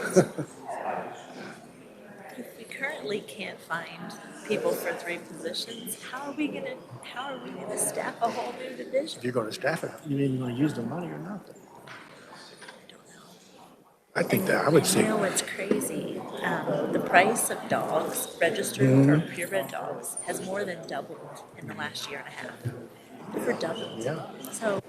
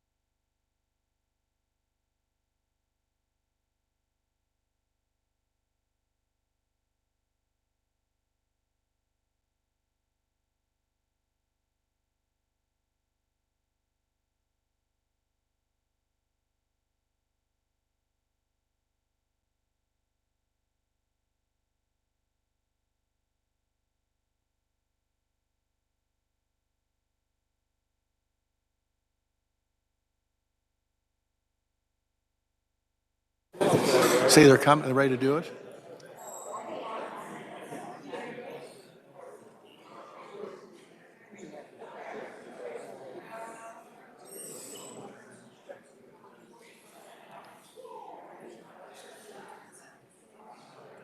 Ready? All right, committee, we've got the equipment ready to go here. We can have the seminar here right now as opposed to later on. So if you stepped outside, come on back in. We're going to reconvene and hear this next presentation. So with that, we'll turn it over to Mr. Smith. Okay. Welcome to the committee. Well, thank you, sir, and thank you, committee, for giving me the opportunity to visit with you this morning. And so my name is Dr. Justin Smith. I do have the opportunity to serve as your Animal Health Commissioner for the Kansas Department of Ag, and I'm here to give you just a little bit update on African swine fever and some of the things that's been going on and that were some of the challenges that we've had here in the state and that we've been trying to address. So next slide, please. Thank you. So just to give you a little brief background on African swine fever for you folks that may not be part of your world each and every day is that African swine fever is a virus involved in our swine industry, highly contagious, and actually it's a deadly virus of the swine and both domestic and feral swine out there. There's two key points that you need to understand is that one, it's not a human health hazard, so there's no indication or no reason to think that it's an issue for human health, as well as it's definitely not a food safety issue. So I want to make sure that everybody understands that. But it definitely is an issue for our swine industry nationwide. One of the things that you'll notice on the slide here, it talks about a highly variable virus, and it is a virus that has different virulence or has different responses in the host animals. So one of the problems with it right now is that we're seeing kind of two phases in these different countries that have it right now, is either that it's a rapid onset, rapid death type process, or we're also seeing cases where it's slowly progressing, and it still ultimately ends in death, but it slowly progresses and it's being replicated or resembles some other viruses that are common out there. So that definitely creates some issues for our surveillance and our detection there. So yeah, death loss usually within that 6 to 13 day period out there. Next slide.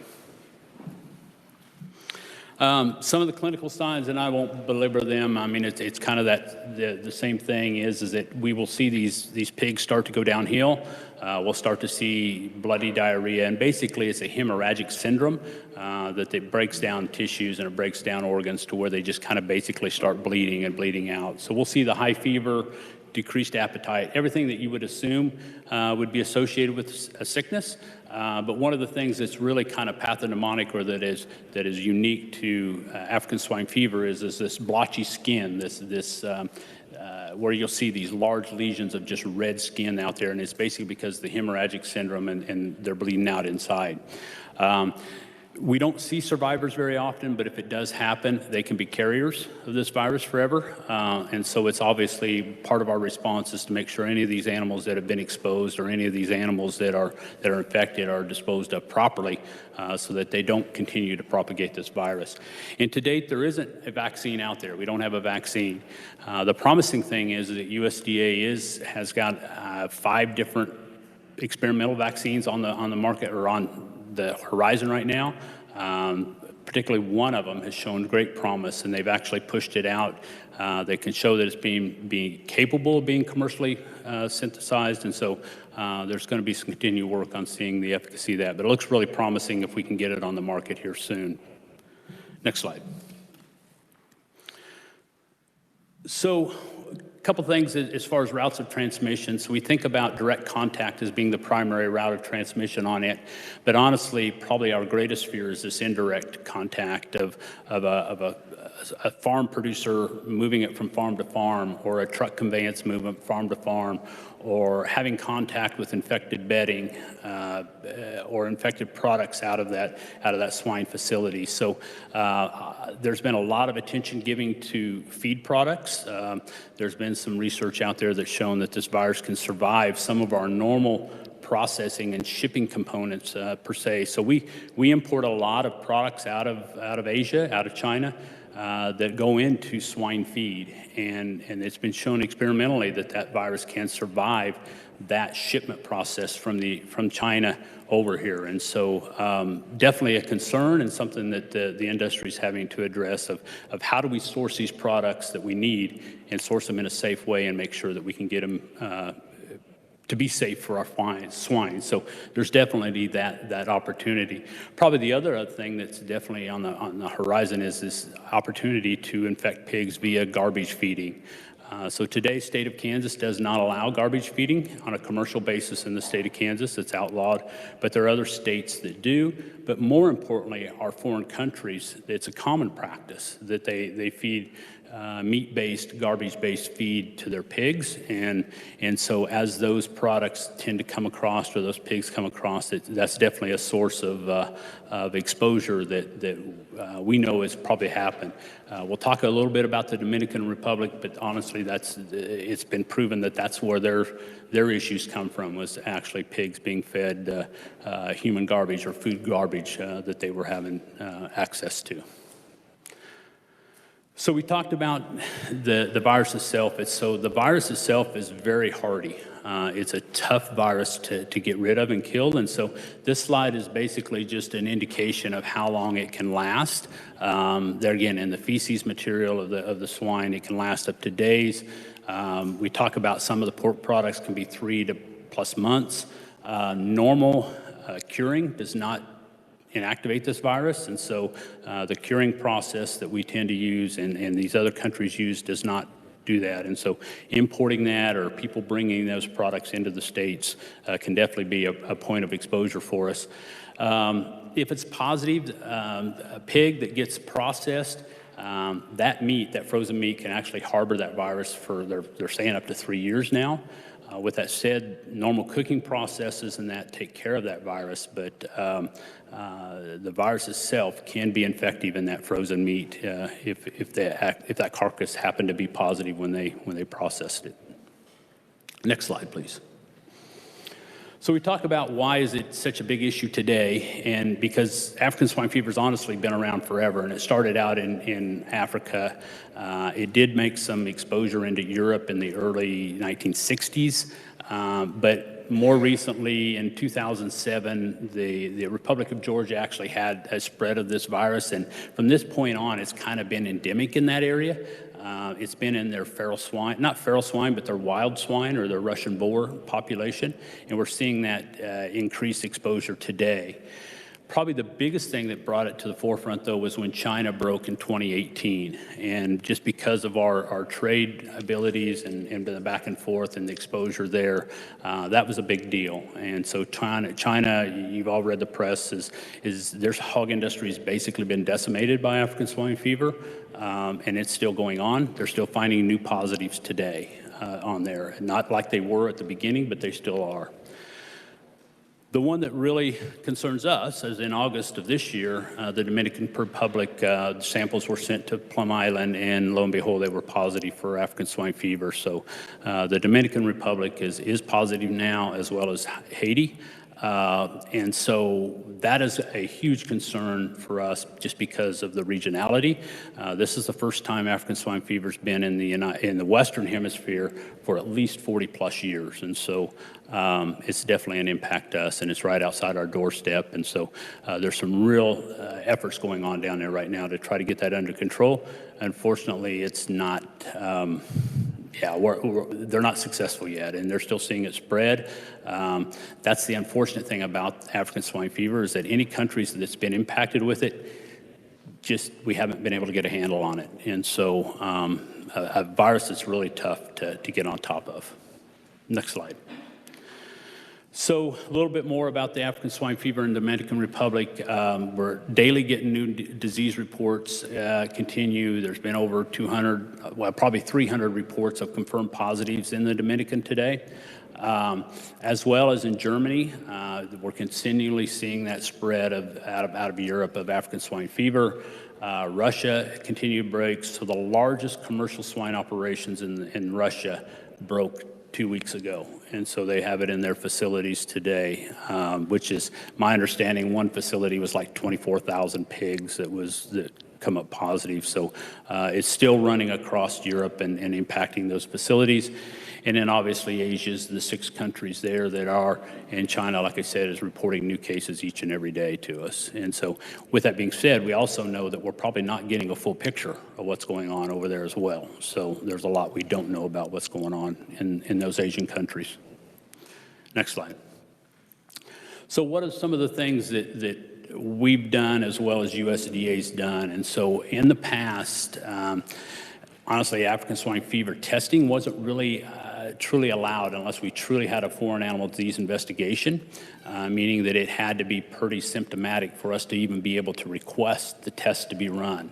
That's changed a little bit in the fact that they're allowing for passive surveillance today, meaning that if you send a pig into the diagnostic lab that has two of these diagnostic signs, they have the ability to run that test on it. So we've increased our testing capacity and our surveillance. It is still passive, meaning that it's in conjunction with another issue. It's not like we can go out and pull samples out of a swine barn on a routine basis and test for ASF. That we're not It's just not there yet. We're not allowed to do that. So the passive has been expanded, as well as we've expanded our lab capacity. Pretty clear to us that if times were going to hit, we didn't have the lab capacity to do the amount of surveillance testing that's going to be required. So right now they've increased the number of NALM labs, and those are called the National Animal Laboratory Network. So Kansas State University is Kansas's NALM lab, and so they have the ability to test for ASF over there today. They've increased their capacity within those NALM labs, and they've increased the number of NALM labs that they have available to us.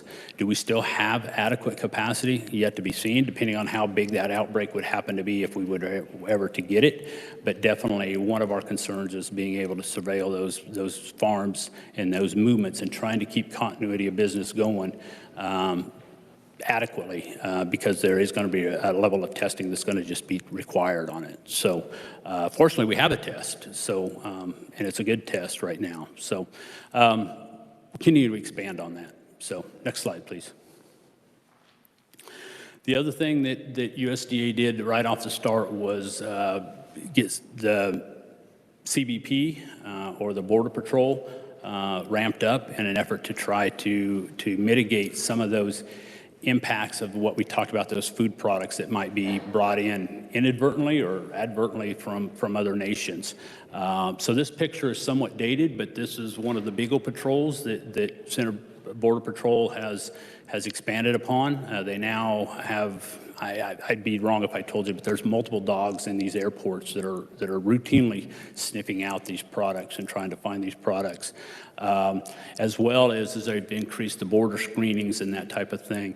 We'll talk a little bit about what's happening with Puerto Rico, but I just heard yesterday that Puerto Rico, we confiscated another 1,800 plus pounds of contraband material coming out of Puerto Rico based on some of the movements. And basically that was all food-based product, whether it was somebody's Subway sandwich or whether it was somebody's, the cured bacon they were bringing over from Puerto Rico at the time. So they're constantly patrolling these areas, and they've really ramped that up.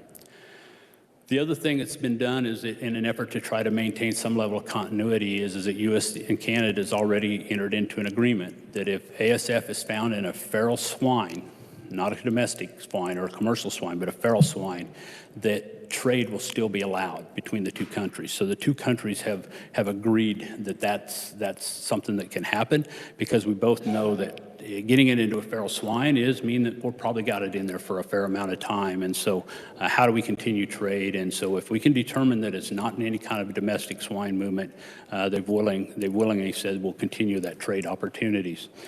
We're working on trying to establish trading compartments. So many of us already know that if we get a foreign animal disease in the United States, all domestic trade will stop, whether it's foot and mouth disease or whether it's ASF.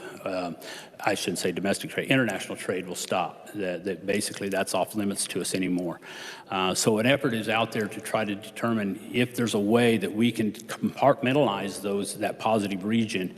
Can we find other areas or other compartments out there that we could still do safe trade? So that's an ongoing conversation and almost an ongoing pitch of trying to make sure that we can discern that. One that's definitely in the making now is this ASF protection zone of the Puerto Rico and Virgin Islands. And what's unique about that is because the Virgin Islands, Puerto Rico's are U.S. territories, is there's no movement restrictions today from those states. They basically move products in and out of the United States, much like we move stuff from state to state. So there's nothing out there. The unfortunate thing is that their regionality to the Dominican Republic, we know that they're very susceptible.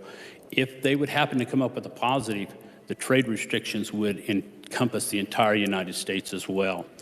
So USDA has instituted this ASF protection zone in an effort to try to pitch to the OIE that we have compartmentalization in place. Part of that is the federal order that restricts all movement of any swine or germplasma or any swine products from Puerto Rico. That's why we're seeing this rapid increase of these confiscated products from Puerto Rico because of that federal order that's been put in place.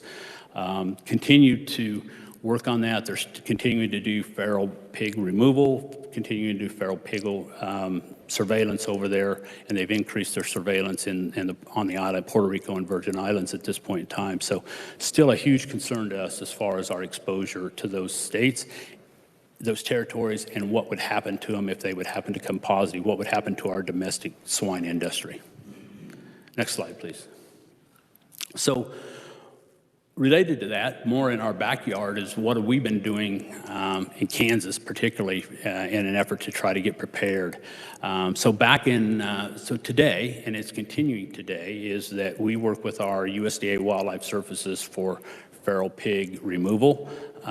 We actually help support their cause, and they actually are the boots on the ground for Kansas. We can talk more about that at another time, but the Kansas model of the feral pig eradication and approaching feral pigs is unique, and it's proven to be very effective. So honestly, our feral pig issues are minimal compared to some of our neighboring states, but at the same time, we know that if it gets into our feral pigs, we got a problem. So we continue to help support our USDA wildlife partners to eradicate these feral pig populations within the regions of Kansas that they're at. Also, starting in 2018, we joined up with 13 other top producing swine states, and we started having conversations with USDA basically on a high level administrative policy level, as well as boots on the ground as far as how we're going to deal with ASF back in 2018. And so trying to figure out some plans and engaging with industry to understand what can be happen and what can't happen, and how do we best address this. From these conversations is where we now have our stop movement policy nationwide. So if there's ASF documented today, there will be a nationwide stop movement put in order for 72 hours in an effort to try to get on top of it. That was a lot of that result of a lot of those conversations with that. As well, we continue to collaborate with those 15 states on either, at one time they were weekly calls, to try to make sure that we're all on the same page and that we could learn from each other, and that because a lot of times those industry partners are in multiple states, so we're talking about the same people. So how are we going to approach this thing in somewhat of a systematic and logical manner to make sure that these operations continue to do what they do? But now those have turned into kind of a monthly call to where we have state animal health officials, USDA leadership, industry partners, as well as industry associations that are on those calls and talking about how we approach it, anywhere from permitting of healthy pigs to what are we going to do with the infected pigs that we have. We want to make sure that we get those disposed of properly. So those are continuing on. And then probably the thing that is most important we've realized is that the best way for an operation to survive an African swine fever outbreak is to never get infected. And so if we can help those producers develop strategies that would mitigate or help prevent themselves from getting infected, it's all in our best interest. And so that's where these secure pork supply plans come in. These are basically operational specific plans that we can help them develop that would say when it comes time, they can turn on the enhanced biosecurity measures of stop movements and increased showers or whatever else they may instigate on their facility, but in an effort to try to keep them safe and try to keep them uninfected. So yeah, that's something that we've really put a lot of stock into, whether it be African swine fever or foot and mouth disease. The secure pork supply plan is going to be vital for these individual operations. With that being said, to date, we have over 300 plus swine farms in the state of Kansas that have a secure pork supply plan on the shelf. And I say on the shelf in the fact that we revisit them with them on a yearly basis to make sure they're still pertinent and they're still capable of carrying those out. And so, yeah, we're pretty proud with our secure pork supply plans and the initiatives that Kansas has been able to get, and that our producers have come on board and understand the importance of that. So, next slide, please. At the same time, we've worked with our four-state neighbors, Texas, Oklahoma, Colorado. With that being said, we have an industry presence in those states. Every one of there's an industry that has presence in every one of those states. So our goal was to try to figure out a way that all of the 4 states was going to approach this in the same way, and that if we approached it in the same way, then we continue to do continuity of business between the 4 states. And so we've worked through a permitting drill. We've had several face-to-face meetings, and we had a large exercise in Guyman, Oklahoma at the beginning of 2020 to just talk about this. How do we get this process in place so that these businesses, they're going to be impacted severely, but how can we lessen that impact as much as possible? So we continue to have those discussions with those states and make sure that we're all on the same page. Probably more logistical than anything is that we were able to partner with our Kansas Pork Association and come up with some funds. One of the things we realized that if we ever got into one of these large operations, we didn't have a good way of trying to dispose of those infected pigs, meaning we didn't have a good way to euthanize them, and we definitely didn't have a good way of disposing of those carcasses. And so based on that, we were able to help secure some funds. We actually built a CO2 euthanasia system, and these are some pictures that show it. The right-hand picture is actually the CO2 vaporizers, so that's what's able, them machines take the liquid CO2 and put it into a vapor that is at ambient temperature that we can then pump into the semi-truck there that actually is housing the pigs. So we load the pigs in there, we pump the CO2 in there and euthanize those pigs in mass. And then we utilize that truck to deliver them to that disposal plant. So we have one of those in the state of Kansas today. Is that enough? No, we know it's not, but it's a prototype and it allows us the ability to ramp that up if we need to ever when it happens. So we were able to pilot that this last June, and I'm happy to say it was very successful in what we were able to do at that time. And so, yeah, thankful we have that in our back pocket. The other thing that's out there is there's a new initiative you may hear coming down the road. It's called U.S. SHIP. It stands for U.S. Swine Herd Improvement Program or Health Program. Basically what that amounts to is we talked about that compartmentalization. So this is a move to try to develop a certification for facilities to buy into and instigate certain traceability standards, certain biosecurity standards, and certain different standards that they would enhance their own operations as an effort to say certification under SHIP would allow them to become more apt to be able to be compartmentalized so that they could continue trade. So they do. And so this is something just getting off the ground today. It's a pilot program that USDA started for 2 years. Kansas is involved in it. We just had our first House of Delegates meeting back in last August, and we're in the process now with our Kansas Pork Associations of trying to get facilities to understand it and to get them bought in. But it is going to take some efforts on their part to make sure that they can uphold the standards that certificate is going to acknowledge. And so something relatively new. If any of you are involved in the poultry industry, you've heard of the NPIP program, the National Poultry Improvement Program. This program here is mirrored after that. I won't say it's the same, but it's mirrored after that concept of it. It's an industry-led initiative to try to help themselves become compartmentalized. So something pretty exciting. Obviously, a lot of things to get discovered yet, but something I think that definitely it's a way that the industry can help themselves. And then lastly, the thing that we talked about earlier was the fact that the surveillance that's going to happen is going to be hugely impactful when we end up having this positive in the United States. And so the level of surveillance and the level of number of tests that's going to have to be collected and ran. And the unfortunate thing is this isn't going out and running a swab in your nose and pulling a sample. Is we got to pull blood on these pigs, or we got to actually take necropsy samples out of there. Is there enough of my staff to do this? No way. Is there enough accredited veterinarians in this world to do this? No way.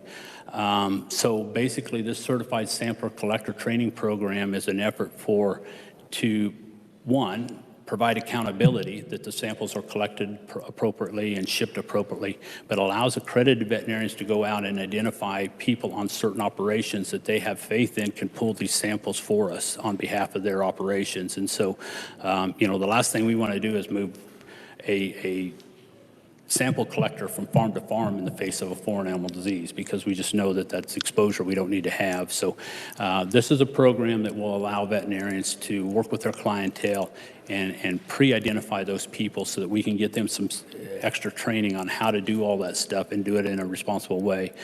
So there again, a brand new program that we're just getting kicked off the ground now, and trying to identify those what we call certified samplers. Next slide, please. So with that, I realize that was very fast and rapid, but that's kind of where we're at today, and would be happy to entertain any questions anybody might have. Thank you, Dr. Smith. Committee, any questions for Dr. Smith on Representative Newland? Thank you. Thanks, Mr. Smith, Dr. Smith, for being here. The question is that a lot of feed product is being shipped in and from overseas even. What is the state doing now to protect some of this feed stuff coming into our state, let alone just the country alone? So I will tell you, as far as the animal health world, that's not really something that we dealt with in my compartment, but we do have a feed inspection program that does oversee that. As far as what we're trying to do on a proactive angle is, one, make sure that producers understand that there is feed stuff coming in from other nations and that they need to be aware of where that raw ingredient comes from. And to ask the questions that it have. Do we have any rules or regulations that restrict any of that feed from moving in and out? No, we don't. I will tell you, we're relying on our USDA partners to do their due diligence on those ports and to make sure those products are brought in safely and continue to be safe. Go ahead.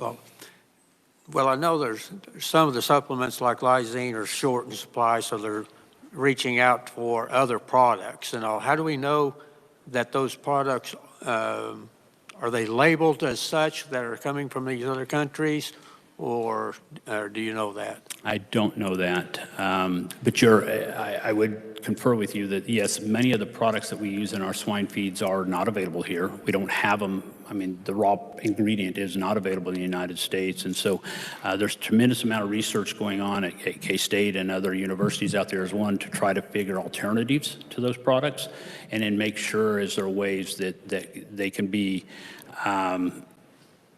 brought in safely, whether they acidify them or at time, over time, or heat the product out there. And so, but no, as far as labeling and that type of thing, I'm not aware of any. I don't know what that is. Well, I know our producers are spending a tremendous amount of money on safety factors, ways to prevent this disease to come in. And so I know we need to do everything we can to help those producers. Thank you very much. No, thank you. Next, we have Senator Straub. Thank you, Mr. Chairman, and thank you, Dr. Smith, for your very educational presentation. On slide 5, you list the timeframes that African swine fever can survive in the environment. And my question is similar to Representative Newland's in that what are we doing to track products or pork products or feed products or whatever from country of origin? I know with the repeal of the country of origin labeling, it's hard to track even meat that may be coming in and processed as animal food or dog food, whatnot.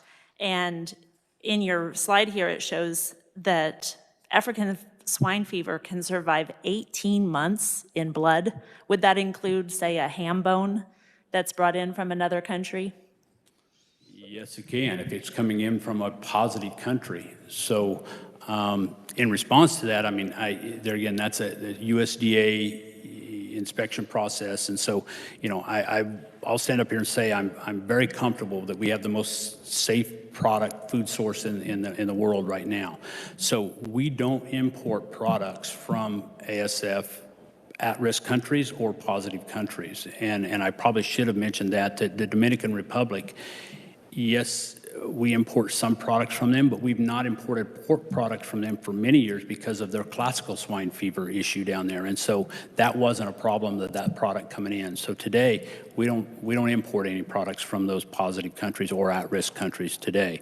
But it's reliance on our USDA to do their inspections properly and to make sure that they've done their due diligence, that we're not bringing it in. But to answer your question, yes, if it was from a positive pig, it has the potential of harboring that within that ham bone. Sorry, one more follow-up question. So if you purchased pet food online and it came in from another country, is that inspected? Is all of that inspected? So, and there again, I'm not real privy to the inspection process, but I mean, no, they're not opening up bags, but the process of it being manufactured and the process of them sourcing their raw ingredients all falls under the oversight of USDA. And so they have manufacturing requirements of those products if they are shipped in from overseas. So they have to meet the standards that we would have here in the United States for that same product. Thank you. I just want to make sure that with a viral disease that probably has about 100% fatality in swine. I realize it's not a human health issue, but it absolutely could be a food security and national security issue if it came to such. Most definitely, yes. Thank you.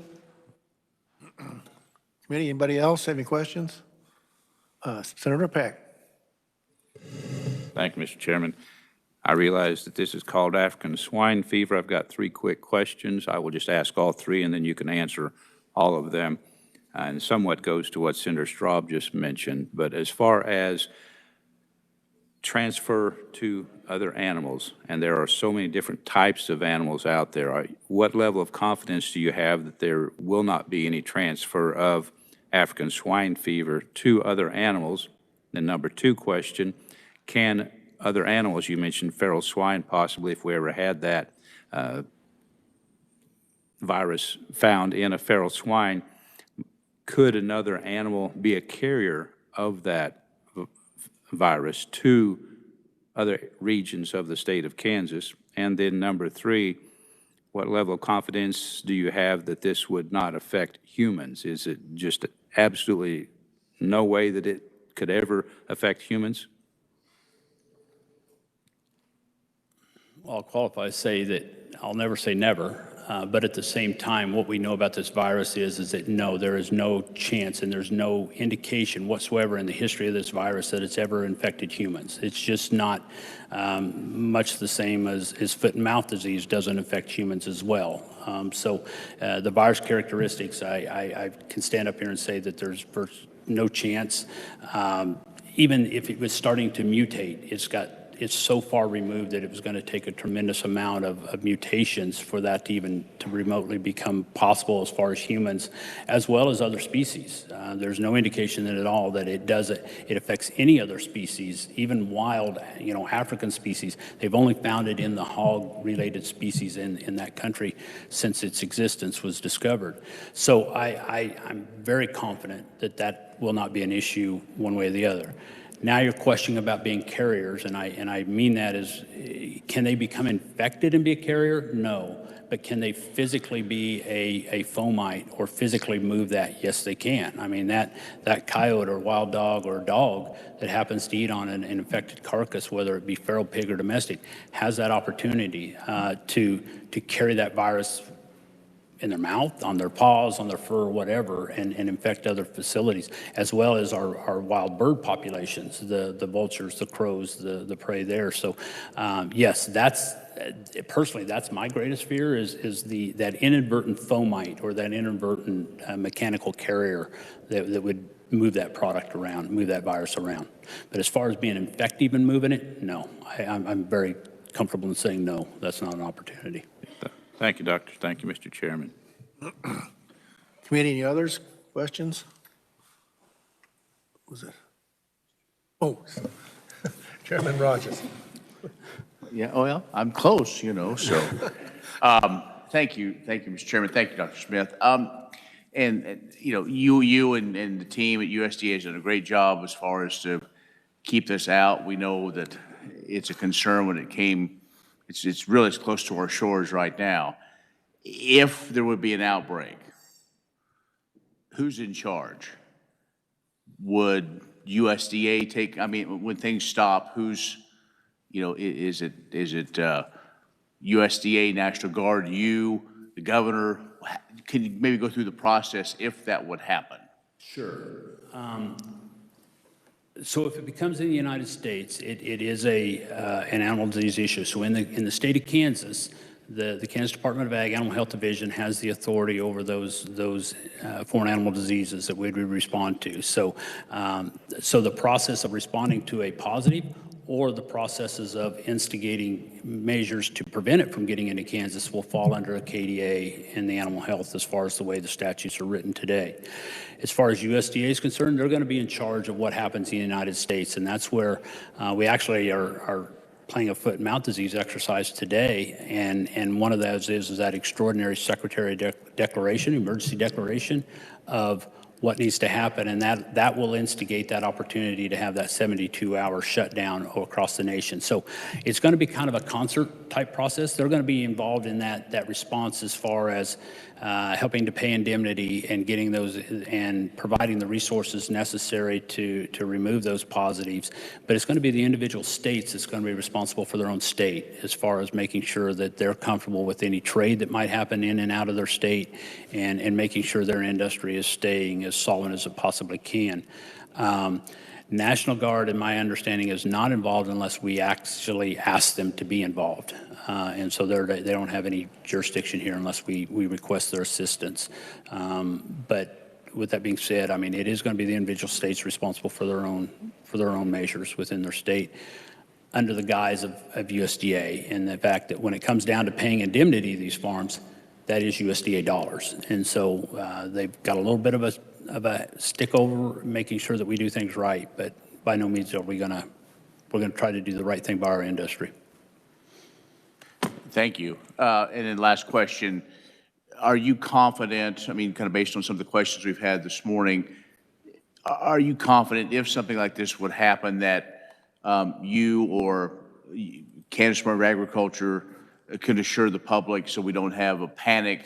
You know, have we done enough to talk about the possibility, much like BSC and so on, because there's just so much uncertainty and the headlines can, you know, all of a sudden people think, well, we can't eat pork anymore or something. I mean, so, you know, and maybe that's not necessarily your role, but in your role as health commissioner, do you think we are prepared to kind of squelch any sort of panic that may happen? So I guess I'm going to toot our own horn in the fact that I'm very proud and comfortable of our engagement with our industry partners, whether it be Kansas Pork Association, Kansas Livestock Association, the National Pork Board, and that we've talked about this. And when I talk about response, that communication part of it is part of that response. And so we've talked about this and intensely talked about this as far as what does that message need to be and how does that message be the same across all entities so that we're not contradicting ourselves. With that being said, you know, in all the exercises we practice, part of that exercise is that communication tool. And so our communication department in our division has websites, has material drawn up, has opportunities for us to engage that to the point of just being here in front of you folks. I mean, every chance that I can get in front of somebody and talk about this is that's our goal is to try to, whether it's the Rotary Club or the Ladies Auxiliary or whatever it is, to try to make them aware of this and that it isn't something to be scared of and fear of, and that, yeah, it's going to hurt. It's going to hurt really bad, but we're going to have to figure out a way to mitigate it, and we've got some plans. So, no, your point's very well taken, and is it ever enough? Probably not, but I think it's something that's definitely, that's one of the top three in our plan as far as what do we have to address. Thank you. Thank you, Mr. Chairman. I have a question. What about, you talk about our involvement, what about our surrounding states? Do they all have, are they up to grade on their programs too, or what if somebody gets lax and isn't doing anything? How does that work? Sure. So yeah, I mean, it's obviously a concern of ours is are other states putting as much emphasis in this that we are, and I will tell you those swine states are, but there's lots of states out there that don't have a large swine presence out there, and honestly don't have a large animal health division to respond to it. So that is a concern of ours, big time. But that's why we try to engage with our neighboring states. Is to make sure that we can keep them up to speed, and that we can help push each other to do that. And at the same time, we rely on industry to require some accountability out of us. But are all states on the same playing field? No, they're not. That's something we're going to have to assess when the time comes. Is, are you doing the right thing within your state to make sure that you're being as safe as they are? And if you're not, then we may not be able to trade with you. We may not be able to move animals with you. And to the case in point, secure pork supply plans. I'm very proud where we're at, but other states haven't even addressed that issue yet. And so, when that comes time, then they can't prove to us that they've dealt with it. We're going to have to figure out a different way to do business, because we may not be able to do business with that state. But the top swine states are engaged. Don't get me wrong. I mean, there's more states engaged than not in this process. Senator Francisco. Thank you, Mr. Chair. And thank you for being here and for your presentation. I think an appropriate question for today's agenda: would it be helpful for you as the Animal Health Commissioner to focus on issues like this and not on the pet animal industry? Yes. Yeah. I mean,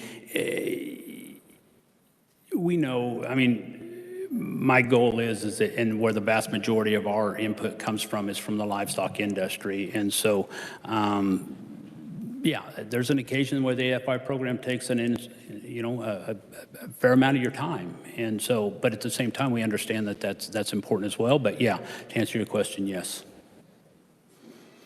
Okay. Any other Senator Alley. Thank you, Mr. Chair. Thank you for being here. One question on your slide 2, and it said this is a highly contagious, deadly virus that affects both domestic and feral swine, but it's not a human health hazard and not a food safety issue. Could you explain what happens if you were to consume pork from a contagious animal? So two things is if it was to be a positive animal and you consumed it, for that virus to even be viable, you had to undercook it or you didn't prepare it properly. So one, you're going to eat pig product that isn't probably prepared properly. But is the virus going to affect you? Not at all. Not at all. At worst case scenario, you may become a mechanical fomite of it, what we just discussed, and have the ability to pass it on because you've got it on you because you had that contact with that virus. But as far as adversely affecting you, not a problem. Once it's cooked, it kills the virus. Yep. So there's, so being undercooked, there's other organisms out there that would be far more detrimental to you than. Thank you. All right, committee, anybody else?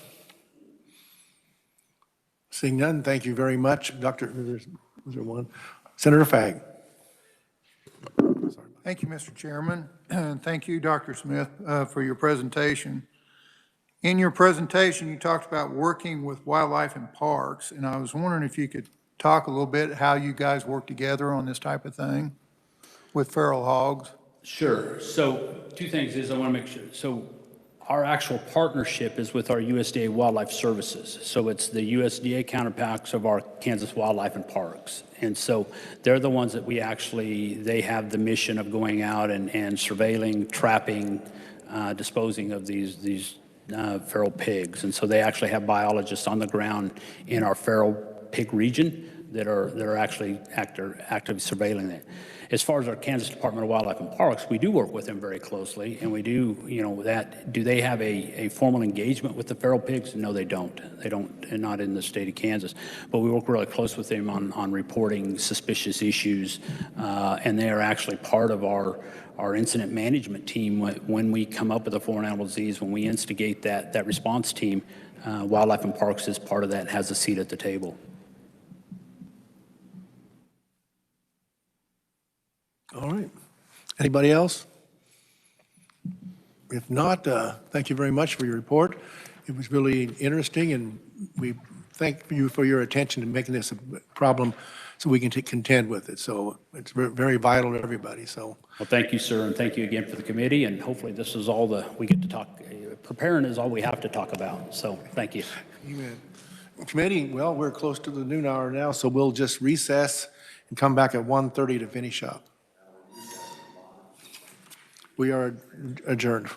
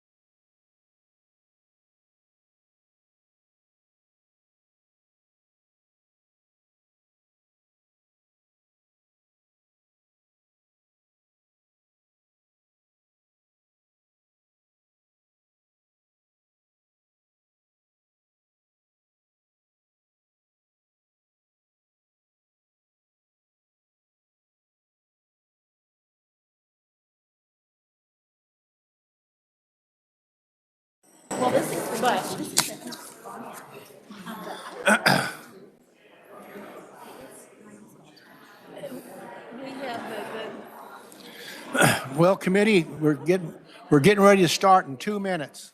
2 minutes till showtime. That's allowed.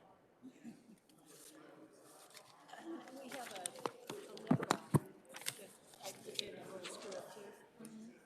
That I'm telling you, when I use something else, it's like every few minutes I'm putting it back on, putting it back on. That twice a day, and that's it. With my lip liner pencil. And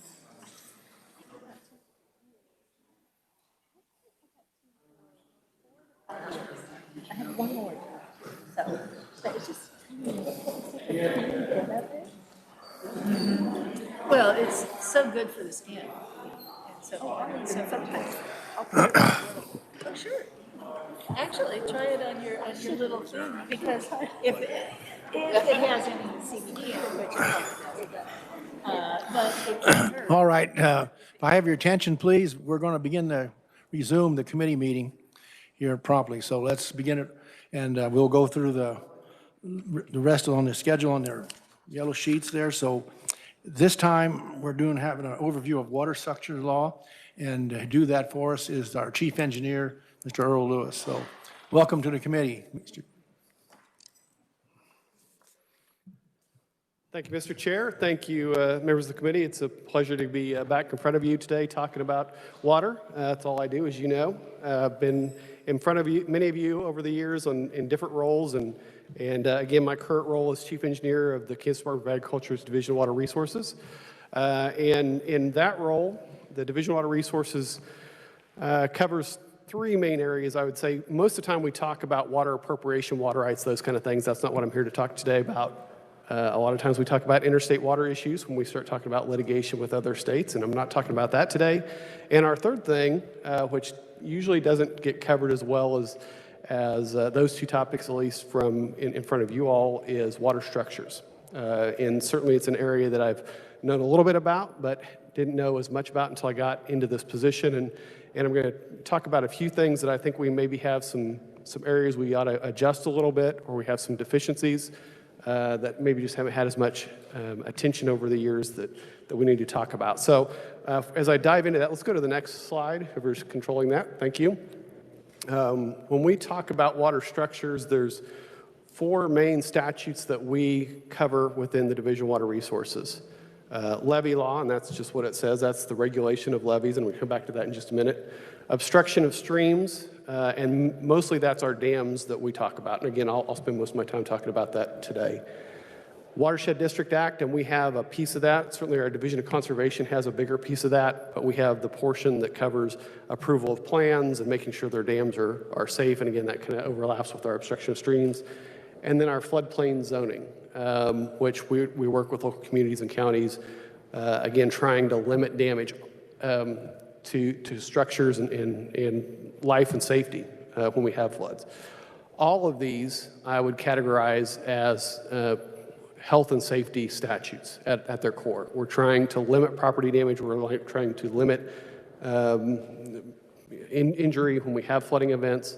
And so all of those really are under that guise. Let's go to the next one. So our levee law, both our levee law and our restriction of streams go clear back to 1929. And so the levee law is, again, just what it is. You see a picture of a levee on the screen there. But it requires that before somebody constructs a levee or modifies a levee, that they have to get approval from the Division of Water Resources and Chief Engineer. And again, the primary purpose of that is to make sure both that the levee is safe, so whatever's behind it is safe, but also to look at what the impact is to other landowners. So if I build a levee on my side of the river, we still get the same amount of water coming down the river. That water's got to go somewhere. Oftentimes that means it goes across the river to somebody else. So we try and make sure that we are looking at the impacts to everybody as we look at our levees. There's just under 1,600 levees that are permitted or regulated. We know that there are more levees than that in Kansas because people often go out and construct them not knowing that the levee law exists or that there needs to be these reviews, and so oftentimes we're out there as somebody has issues with their neighbor across the river that we have to deal with. Let's go to the next one. Again, the floodplain zoning was our last one to come in 1991. And again, that's a partnership we have both with the local units of government where they're looking to make sure that they are keeping folks out of the danger area, that zone flood area. And we're also a partnership with the federal government under the National Flood Insurance Program, again, so that we can try and limit property damage when we do have flooding events. Let's go to the next one. So I'll spend the bulk of my time talking about the obstructions of stream. And so that really covers anything you put in the stream. And of course, the main thing we put in streams in Kansas and across the nation is dams.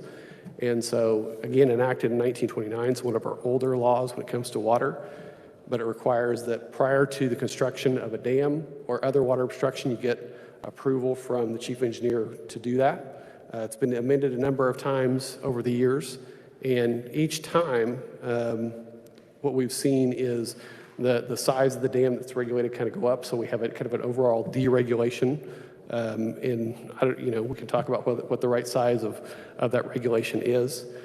And over time, there's been review of how much can be inspected, what the fees are, and those kind of things. Those are main changes. And we'll talk about a couple of those things as we go through here today. Let's keep going.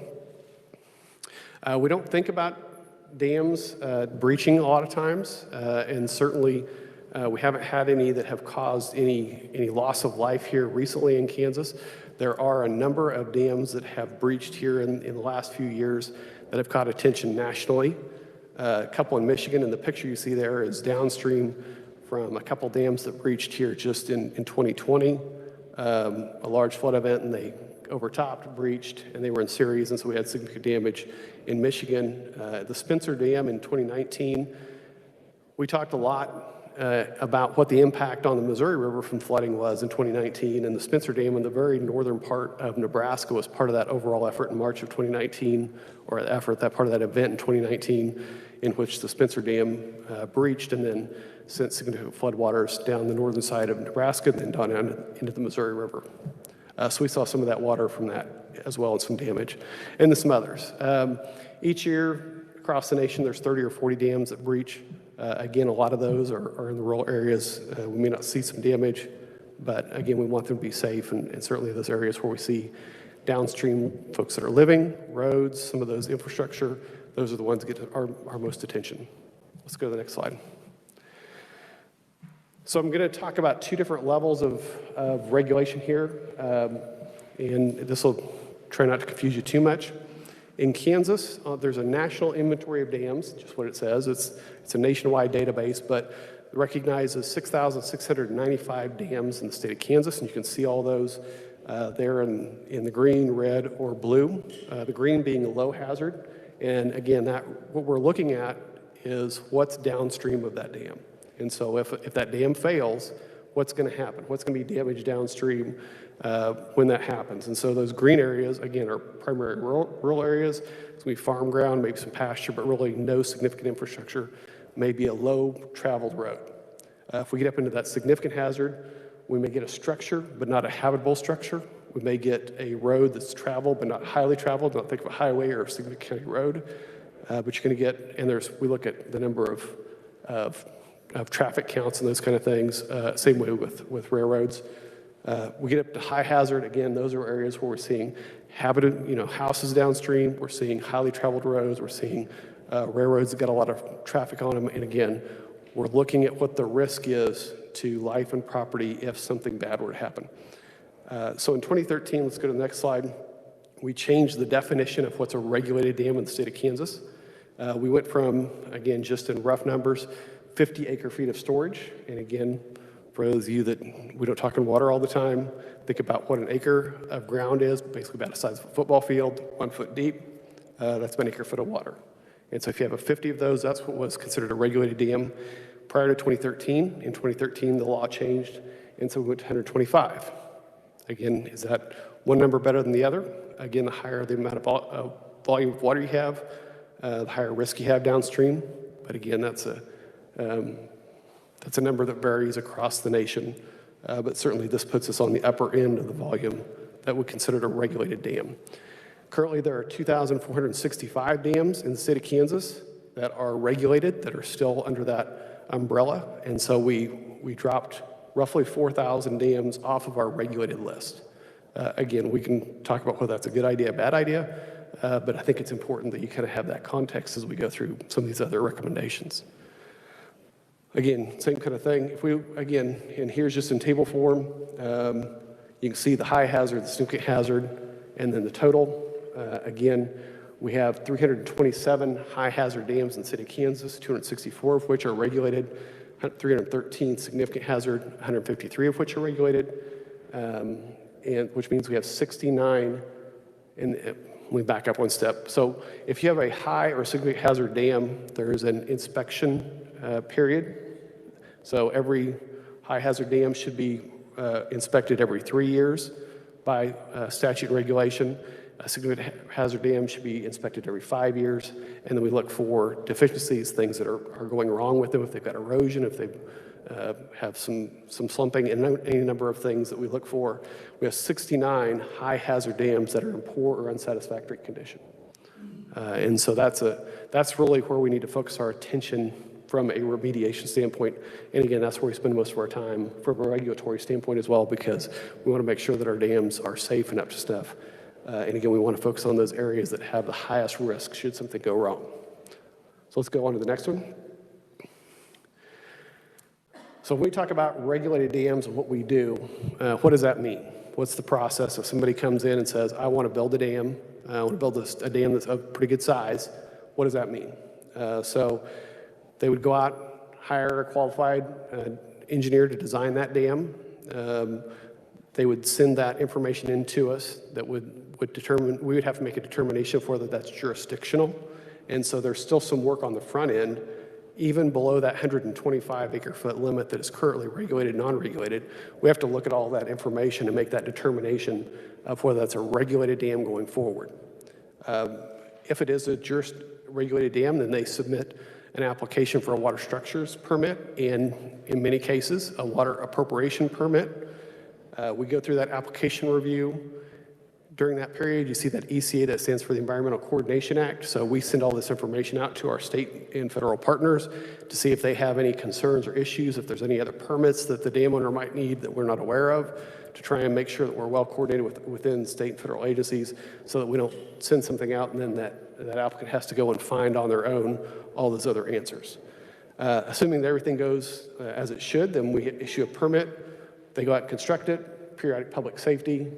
When we do that periodic review, we're also looking, is there a hazard class change? And this is something that has been an issue over the years in the legislature, because if I've got, say, a low hazard dam that's still regulated, say 150 acre feet for sake of argument, the neighbor downstream builds a house or something in the area that would be flooded if my dam broke. Now there's additional requirements on me as the dam owner that wouldn't have been there had that person downstream not taken their own action. Likewise, if the county comes in, if there's more traffic on that road and they upgrade the road and we get more traffic, that may change the hazard classification. That has been a topic that's been bandied about quite a bit in the legislature over the last 10 or 15 years of whose responsibility is that? How do we manage that? And again, I think that's where that goes hand in hand with that floodplain zoning piece as well. As part of this effort, we try and make sure that there's a breach analysis so that we look and say, if this dam fails, what area downstream is going to be flooded? And we want to try and keep people out of harm's way, and we want to, if we can, keep people from building in the flood zone so we don't put them in danger and also don't cause any issues with the existing dams. And then, of course, maintenance and if modification comes along. Let's go to the next slide. So how long does that take? If you're, again, starting from scratch, 3 to 6 months from design, again, depending on the complexity and size of the dam. Our jurisdictional determination is a week or less. It's pretty quick. You know, we can look at the plans and make sure that it makes sense if it's, again, under or over the jurisdictional limit. Our application review, 3 to 6 months, again, partially by complexity of the application and also by workload. 30 days of that is the Environmental Coordination Act. So we've got to get the information in, do a preliminary review, and then send all that out to our partners to see if they've got any comments, and it kind of sits there somewhat in limbo for that 30 days while we're getting more information back. Construction, 2 to 4 months. So again, total, you're talking 8.5 months to 16 months for total from beginning to end. And again, safety inspections, if you've got a significant hazard, inspection by a qualified engineer every 3 years, high hazard significant every 5 years, high hazard every 3 years. So let's go to the next one. So let's talk about some of the things we think maybe ought to be adjusted a little bit. And again, we'll come back to you in January with some specific language and proposals on each of these things. But wanted to, again, put some of this teed up for you a little bit so that it's not a complete surprise when we show back up in next year. Currently, the safety inspections are required by statute to be conducted by a licensed professional engineer. While we think that it needs to be overseen by a licensed professional engineer, this at times can cause the cost to go up and the delay in getting an inspection done to grow.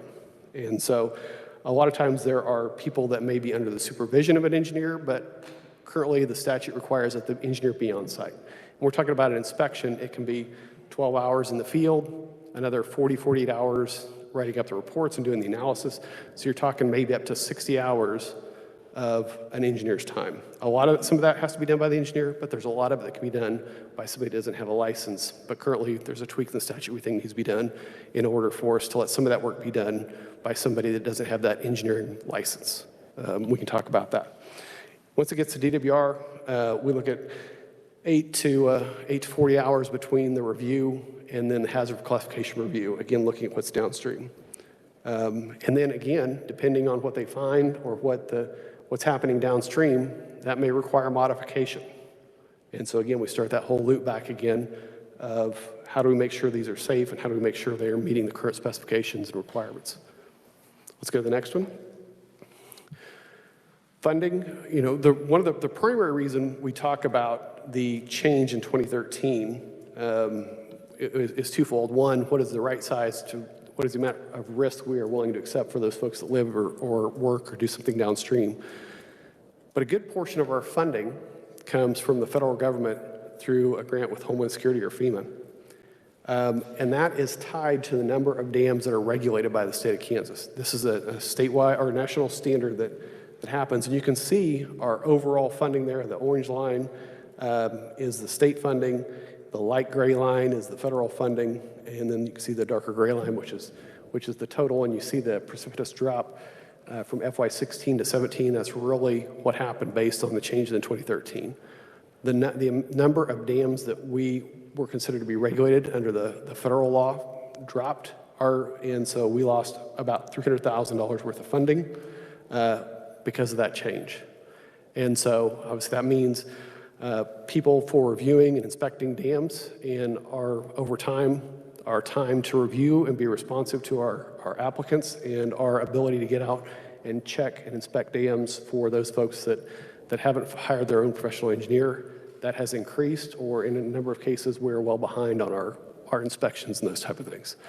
And so we have requests in to increase the funding on the state side. And obviously, there's a lot of talk right now about infrastructure funding and how does that fit into this as well. If we were to get more federal funding, at least on the dam safety program, there's a requirement of a 1-to-1 match. And so even if there's more federal funds, we've got to make sure that we can match that at the state level. We're working on how do you do that? How do you right size all that? And how do you balance that out? So let's go to the next one. And if you look at what does that mean, where do we fit within the national average? And again, we're not suggesting that we need to be at the national average or at the top. But if we look at funding per regulated high hazard dam, currently Kansas is about $1,250. This is the money that would come to the Division of Water Resources on the regulated side for the staff to do the reviews and the inspections, those kind of things. Nationwide, the average is a little over $4,500. And so we're less than a third of the national average. And if we look at the number of dams that are regulated dams per person, per our FTEs, we're just under 200, and the national average is about 700. So again, we're about less than a third of the national average. We have, of that 2,400 or 6,700, whichever number you want to look at, we have 3.5 people on our staff that oversee the entire state dam safety program. And so you can imagine that those folks are stretched pretty thin and doing their best. I'm pretty proud of those folks for how well they've been able to keep up at this point, but again, our numbers continue to creep up. Let's go to the next one. I want to talk just a minute about lack of enforcement tools. Again, it's something else I didn't realize until I got on the job here. And I know that we, again, have talked to many of you about enforcement tools on the water rights side over the years, whether that's overpumping or meters or those kind of things. If we go out and find a dam that is in need of repair, and first, our main goal here is to get folks in compliance with whatever the regulations are. We're not out there trying to hammer folks or create something where we're trying to create some revenue stream. What we're trying to do is get folks in compliance. But right now, if I go find a dam that's in need of some serious repair, we let the dam owner know. They may do something, may not. After a while, we can send them an order that tells them they need to fix it, or they need to breach it. They can do something, they can not. We've actually have a number of dams where they need repair that have been under order for multiple years, going clear back to even 10 or 12 years, where we've had an order in place, but we have to go through the local court system, get a district court to take action to enforce the order that we have. That's a pretty ineffective approach, in my opinion. And so we're looking at how do we create some administrative tools so that when we have somebody that's essentially ignoring the orders that we have, how do we get them in compliance without going through that system?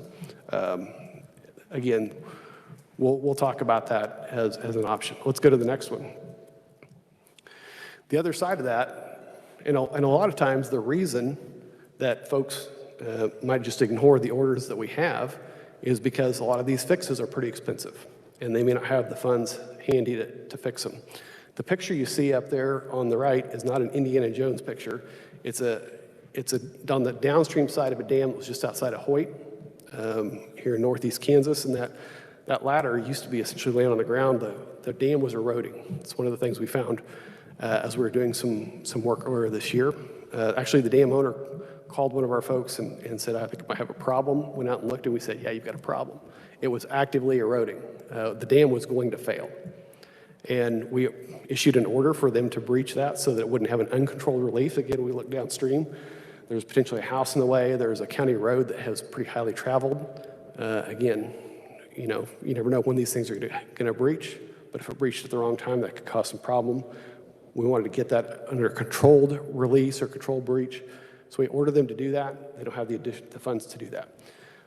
Since we were in a state of emergency already, we were able to access some funds through FEMA to breach this dam at about $10,000 of expense.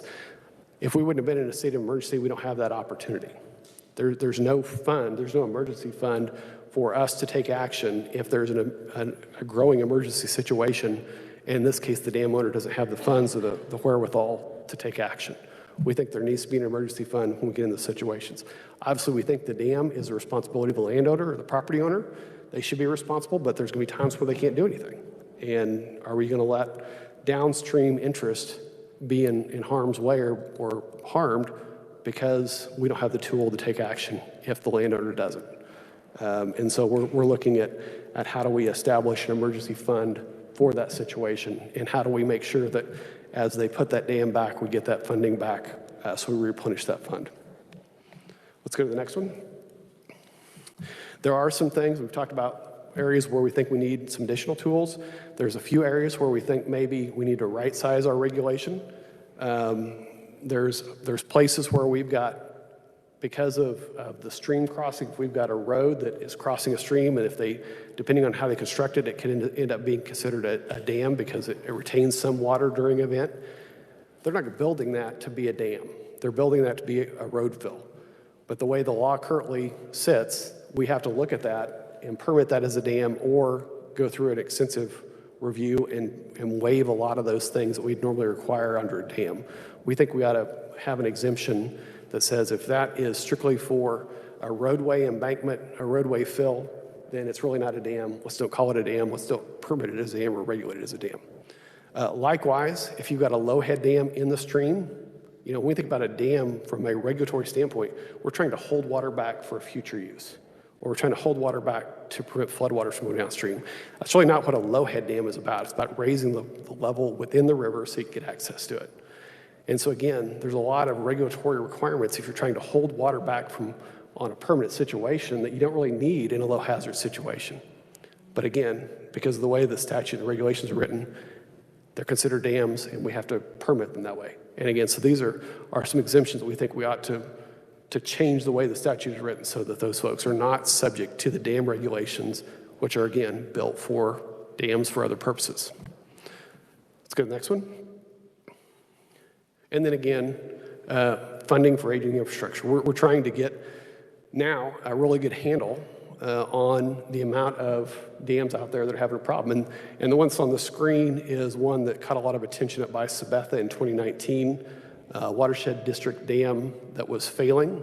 And the reason it failed there, you know, a lot of these were built 40, 50, 60 years ago, put in a galvanized pipe as the primary outlet.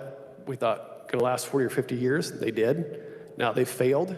And as that water comes through where the pipe used to be, it erodes the dam. And in this case, we're very worried about whether or not that was going to release the water and flood Sabetha's wastewater treatment plant, which just sits just downstream and off the picture here. So again, that's going to be if we think about it from 69 high hazard dams that are in poor, unsatisfactory condition, what does that mean for a total cost? We're trying to get that together. But that can be, you know, $100,000, $250,000, $400,000 to repair or rehabilitate these dams. We're talking about significant dollars. Who's responsible for that? The dam owner. Is there some state responsibility, federal responsibility? Trying to get all that figured out and be able to have a consistent approach. But the bottom line is that we've got an aging infrastructure out there that is getting to a point where we're going to have to do some remediation. Where's that money going to come from, and how do we do that? How do we effectively do that? And also, when we get folks that are ready to go, if we, in this case, the watershed district says, okay, saw the problem, now we need to fix it. They start back through that permitting process, and we need to have our folks be able to respond quickly and make sure that we can be helpful to those folks as they work their way through that process. So I think that is the last. I hope I haven't thrown too much information at you. Appreciate your time and attention again. You know, again, we'll bring something back to you with more specificity as we start the session and specific recommendations. But again, our overall goal here is to provide a safe inventory of dams and be responsive to our customers.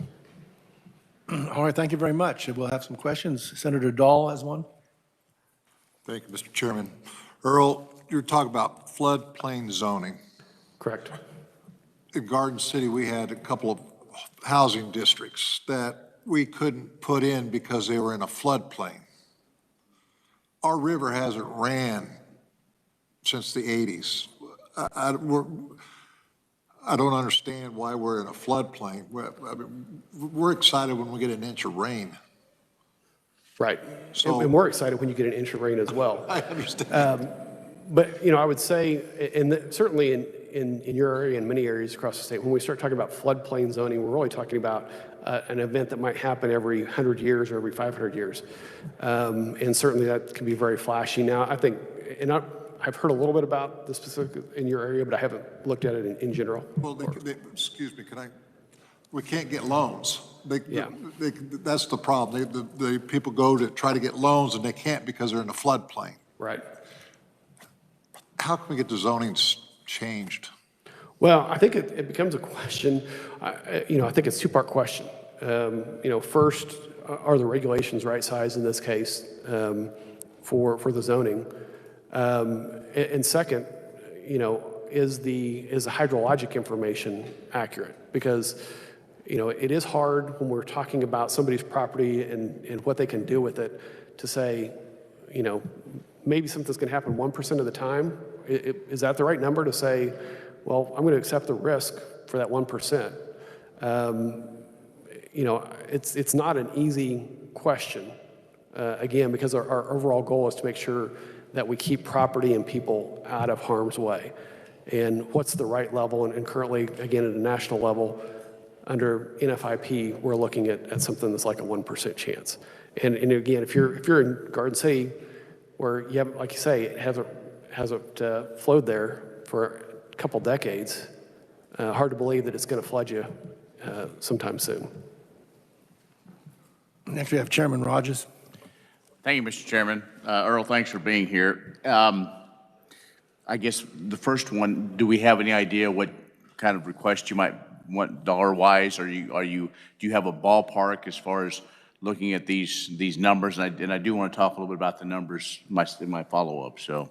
Yeah, I think it's public information. So our budget request is to add basically 4 positions, 3 of them which will be in the dam safety side, and equip those folks. And so it's $570,000 total. And so if we think about the staffer and trying to put these folks out across the state as best we can, put them with pickup and all the equipment they need to go out and do the work, that's kind of the number we're looking at. Regional or based on the map? So would they be, looks like they may be heavily in eastern Kansas, is that right? They're more heavily in eastern Kansas, but we certainly, we've got a water structure staffer in Stockton up in your area. And so he covers a good part of western Kansas. We'd like to see one maybe down in Stafford where we got another field office, maybe in Parsons. So, it's kind of, especially when you're trying to hire engineering staff in the state of Kansas, you got to try and catch them where you can get them, right? And so if somebody wants to work out of Manhattan, we're going to try and do that. We'd rather have them in Stafford or Parsons. Right. But we're going to get somebody that's willing to do that job. Okay, on page 14, the dam safety funding, I want to make sure I heard you correctly, and I'm not sure if we transposed some things. So that has to do with the funding per regulated high hazard dam and the regulated dams per FTE. Correct. Okay. So the national average of, did I understand, the states fund $4,500 and we're at what, about $1,200? Correct. Is that correct? Yeah. Well, I think that's, might call a lifeline. That should be total funding we have, state and federal dollars, right? Yes. So it'd be the combination of all the funds we have available in the dam safety program, whether it came from state or federal. That's where we're at. So do we know, again, we've talked about a regional today, regionally, where are we at? Are other states putting a lot more state funds in to situations like this, or? They are, and we'll get you those numbers regionally to get you exact numbers in the region. But yes, we're lagging behind our region. Well, we've got some time for that. Yeah. Okay. The last thing on this regulated dams for FTE, I think either I probably misheard wrong. So explain that graph to me. So of the FTEs we have, they are monitoring, or there's 700 based on our FTEs and the I guess explain that to me. Yeah, so again, we've got just over 2,400 dams in the state of Kansas that are regulated, again, greater than 125 acre-feet of storage and some others, but that's the big one. We have 3.5 staff, so it's just a simple 2,400 divided by 3.5 to get the number of dams that are regulated divided by the number of employees we have to oversee that, and again, to work permits as they come in. And so, but the other states would have more staff members then? It's a combination of both, really, because Kansas, somewhat where we're located in the nation, if you go back to the total number of dams on the National Inventory dams, almost 6,700, that's the second most in the nation. So we've got a large number of dams, and again, if you think about driving around the countryside, you see a lot of dams, a lot of ponds, or watershed districts. I wouldn't call ponds; they're not regulated under our rules, but there's a lot of structures out there. And again, so you got a lot of structures and not a lot of folks. That's how we get to a pretty high ratio. Okay, thank you, Mr. Chairman. You're welcome. Next, we have Senator Fagg. Thank you, Mr. Chairman. Thank you, Mr. Lewis, for your presentation. Couple of quick questions. Of the 6,695 dams, how many of those are privately owned? The vast majority of them are privately owned. Yeah, I think there's about 1,500 that are under a watershed district, probably another 100 or 200 that are community dams. So, between 4,000 and 5,000 of them are probably are privately owned. Okay. With our funding, is there any new dams being built? There are new dams being built. Yep, we are working permits all the time for new dams. Okay. So our funding, though, basically goes for old dams versus new dams? Our funding goes for, you're talking about from the staff perspective? Yeah, just the funding. It's for both. Majority of our time really is spent more on reviewing of permit applications and those sorts of things, unless we get a situation like I pointed out with Hoyt, where we've got an emergency situation. Okay. And does the Corps of Engineers, has there ever been a Corps of Engineer dam fail? There in the 1970s, there was a dam in California that partially failed. It didn't have complete breach, and I'm blanking on the name of it right now. But that was caused by an earthquake situation. Actually led to a lot of work at Tuttle Creek as they looked at the vulnerability of earthquakes across the nation. Okay, thank you. Next, Senator Francisco. Thank you, Mr. Chair, and thank you, Earl.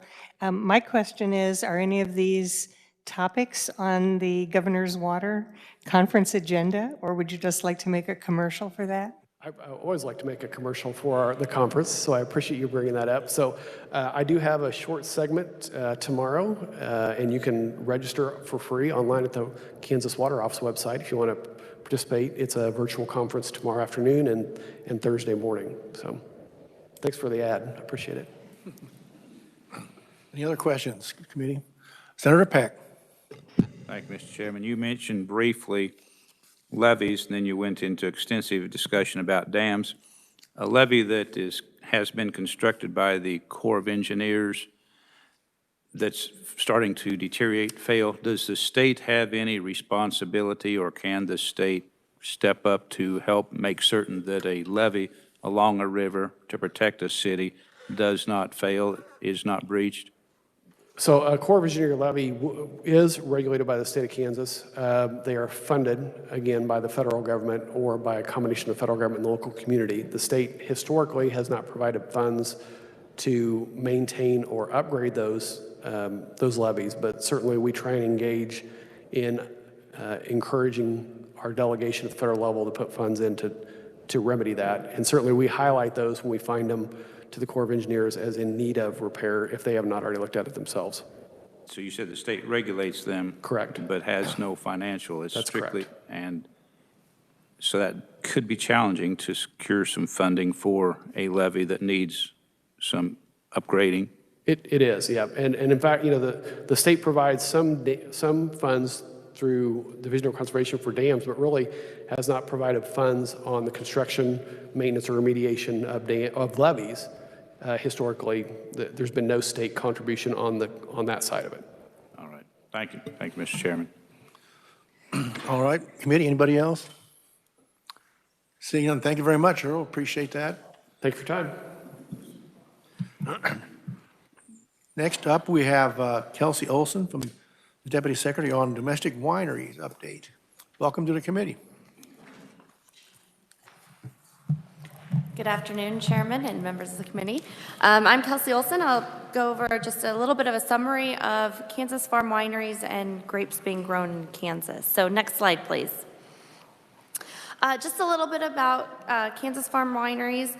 The 2017 Census of Agriculture, which was the most recent Census of Agriculture, reported that there were 433 acres of grapes grown, roughly on 148 operations. This includes not only grapes, but also berries, apples, and other fruits that can be grown and processed into farm winery products. The latest estimates were there are about 58 farm wineries, 13 farm winery outlets, and that are licensed across our 30 different counties. We've worked pretty closely with Highland Community College, which is the viticultural. Can you hear me okay? Do I need to? Okay, sorry.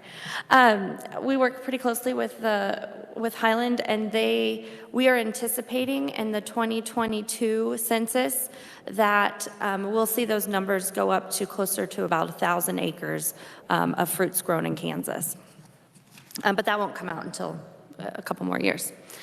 So some of the things that we've done at the Kansas Department of Ag to help support our farm wineries. In 2016, we, along with the Department of Commerce and Wildlife and, well, at the time it was Kansas Wildlife and Parks and Tourism, partnered to create a farm winery passport brochure. This listed all of the farm wineries that were out there that you could go and visit and get a stamp, and there were some promotional items that went along with that. Annually, we host the Kansas State Fair Grape Stomp. That is part of an outreach event that is held at the State Fair every year. We have had the Governor's Wine and Beer Tasting event, as well as that's hosted typically annually. It's been turned into multiple types of events that we help host. And there's been a lot of interest lately in creating an American viticulture area. The AVA is what the USDA defines as a promotional area for a specific type of grape that might be grown in a specific region. So currently, Kansas does not have any AVAs that are identified, but there's been a lot of interest among grape growers and wineries in the state to pursue that. So we've hosted some outreach sessions and education about what that would look like.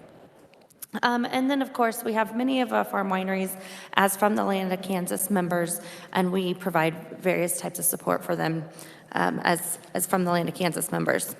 Next slide.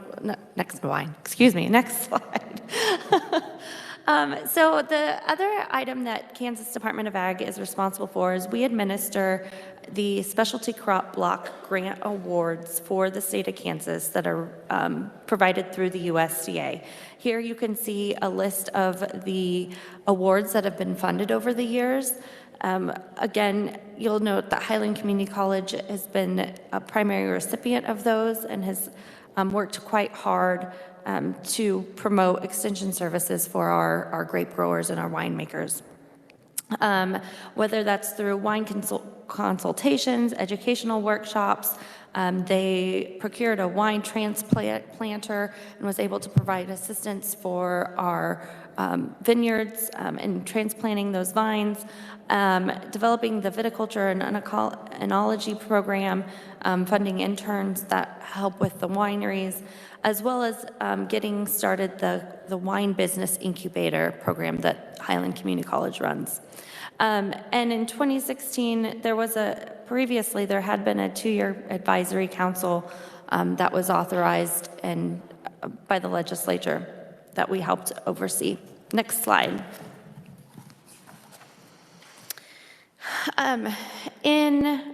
Earlier in November, Kansas Department of Ag, along with the Kansas Department of Revenue and the Department of Commerce, hosted 2 webinars that were focused on outreach to our farm wineries and our grape growers.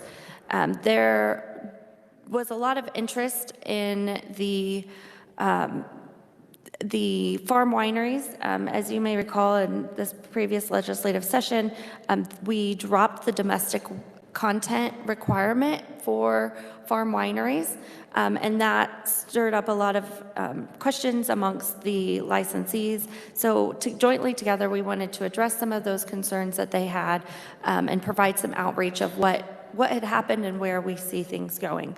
So we had over 50 registrants. These included different types of specialty crop growers, our grape growers, our winemakers, our farm wineries, and we were quite pleased with the turnout.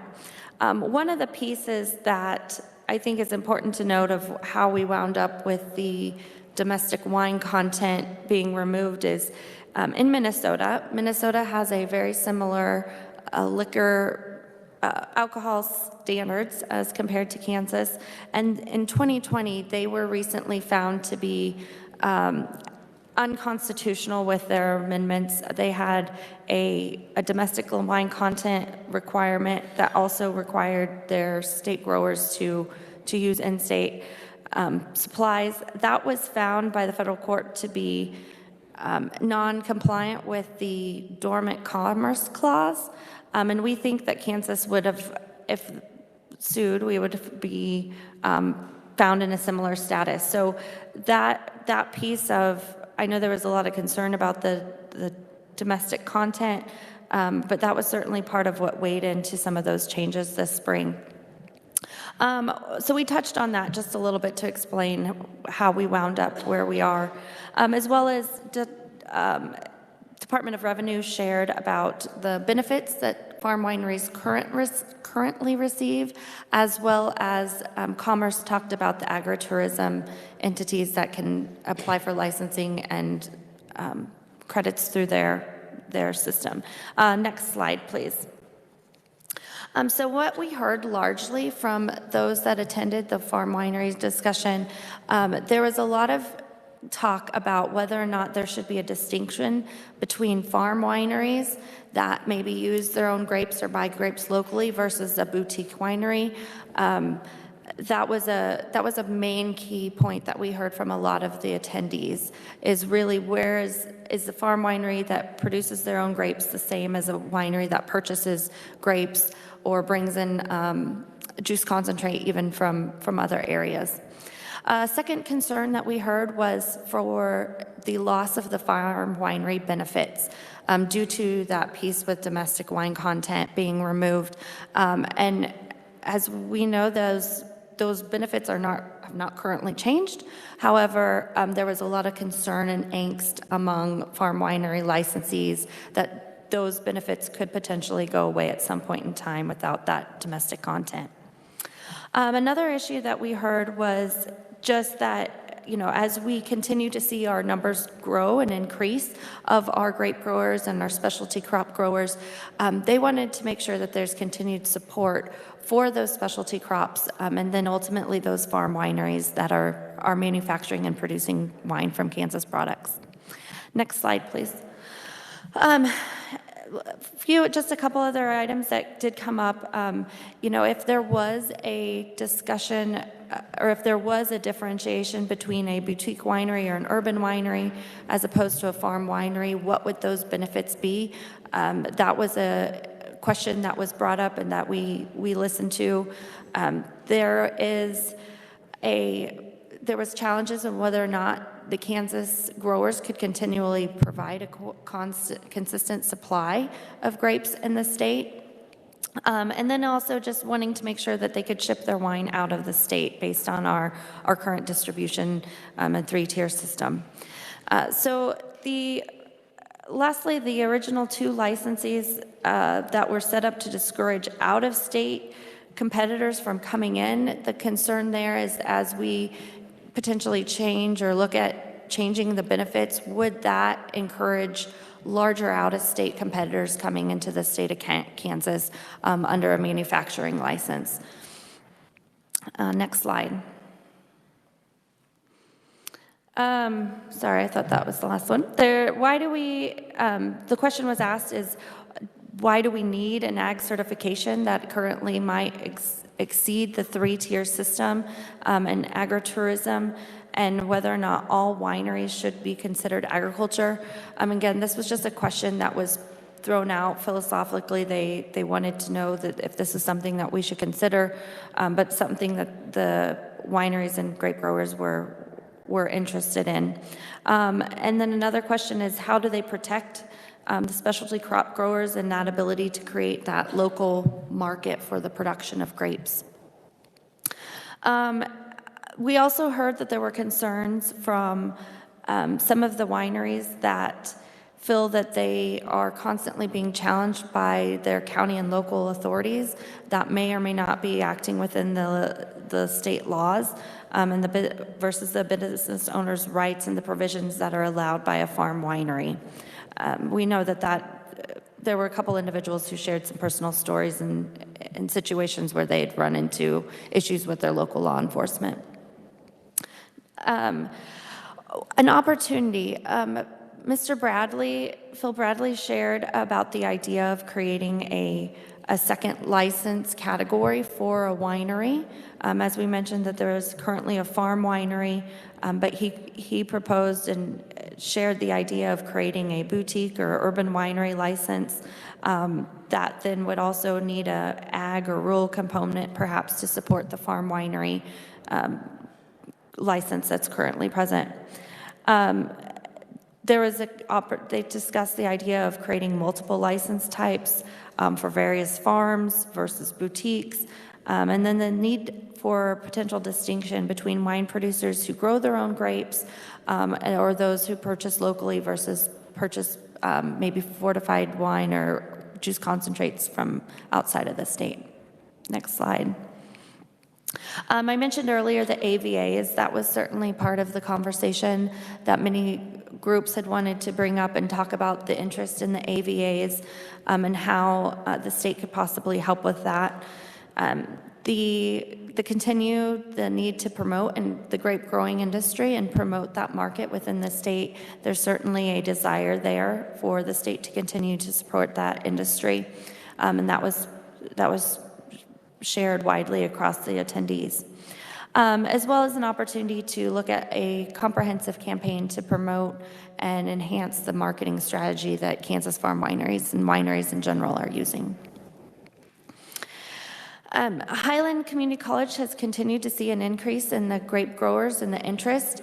So how do we continue to support their interest and to support those locally grown interests was something that was brought up, as well as the ability to link wines that are specifically tied to our grape and fruit growers. There was an interest from some of the winemakers that they wanted to know who some of the growers were in the state, and if there was an ability for someone to create that database to help connect those pieces of the market. And it was also pointed out and viewed as an opportunity that that there could be a dedicated tax basis of some sort to assist and promote that market development aspect. Next slide. That really covers the highlights of the farm winery discussion that we recently had, and I'm happy to stand for any questions. Thank you very much. Committee, any questions for Kelsey? Oh, okay, Senator Fagg. Thank you, Mr. Chairman. Thank you, Ms. Olson, for your presentation. I was wondering, back on when they banned the 2016, got rid of the advisory council, why did they do that? That sunsetted. It was, is my understanding, it was set for a 2-year period, and at that point in time, it sunsetted and was not renewed. Okay. Senator Alley. Thank you, Mr. Chair, and thank you for being here today. On slide, well, I think it is 6, you said there was a concern of the farm winery benefits, concern for the loss of farm winery benefits due to the loss of domestic content. What are those loss? What is the loss? Those are Department of Revenue. I don't know all of the benefits that they currently receive, but they were concerned that that perhaps they're allowed to, what I can share is I know that they are allowed to sample and sell at their premises, and outside of the current 3-tier system of the distribution system that our other liquor laws provide for. So I think there was concern that if that some of those benefits might go away with further legislative changes. If I may, Chairman, it was said here due to loss of domestic content.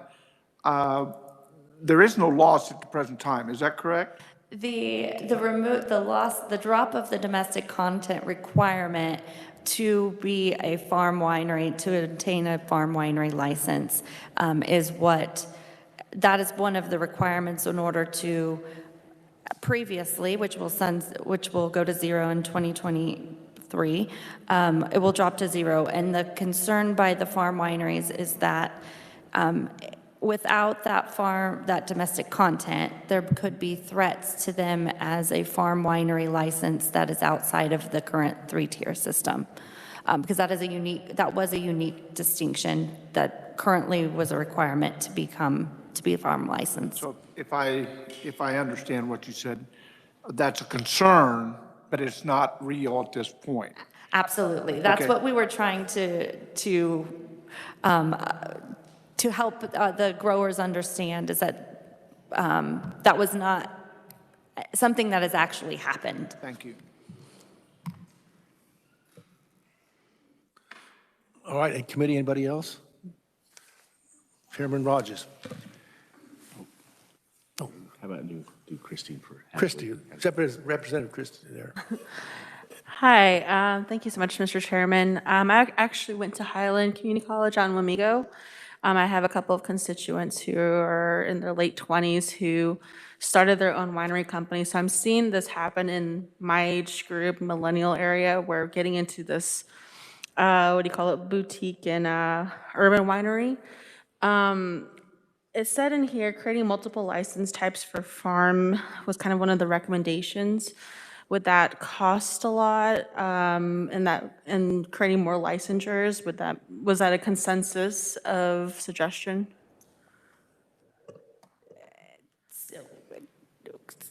Is your question, will it cost a lot to be a boutique or urban winery, or does it cost a lot to create a second category?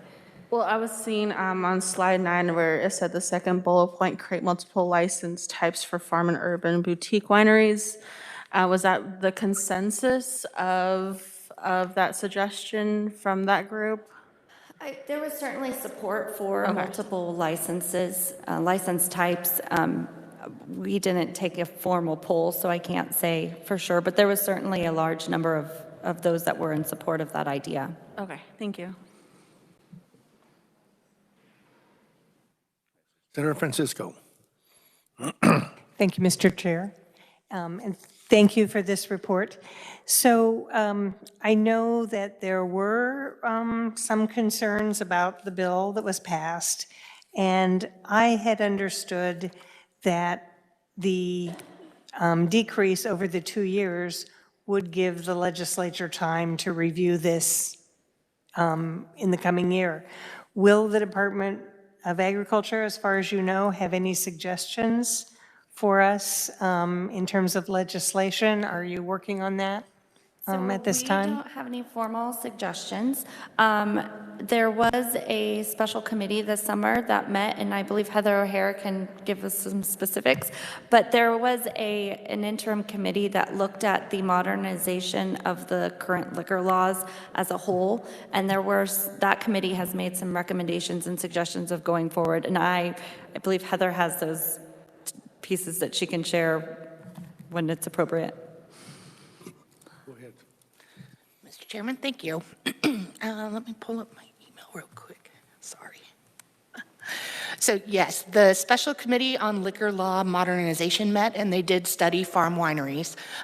2 of their recommendations were regarding farm wineries, one regarding, it looks like their drinking establishment license. So the committee recommended that farm wineries automatically be eligible for a drinking establishment license as an agribusiness without regard to any other local building codes or restrictions, and that the licensees also be automatically granted a cereal malt beverage retailer's license in the same manner as producer licenses.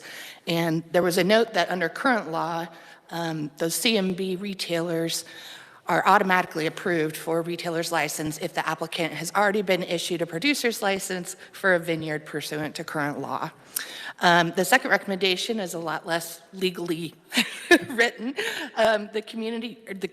The committee recommends that the legislature study the possibility of establishing an urban winery license that would have no Kansas agriculture requirements.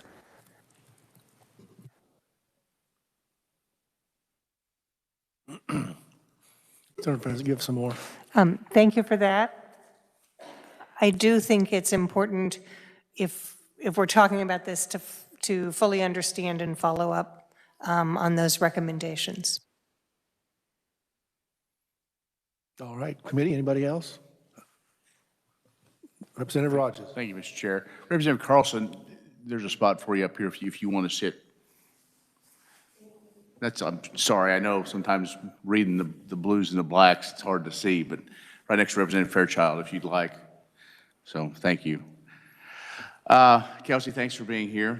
And I think it is kind of interesting. I think probably we do need more discussion if we're going to take agriculture out of it, and I know that I'm probably being more dramatic than I should be, but that's going to have a discussion, I think, moving forward.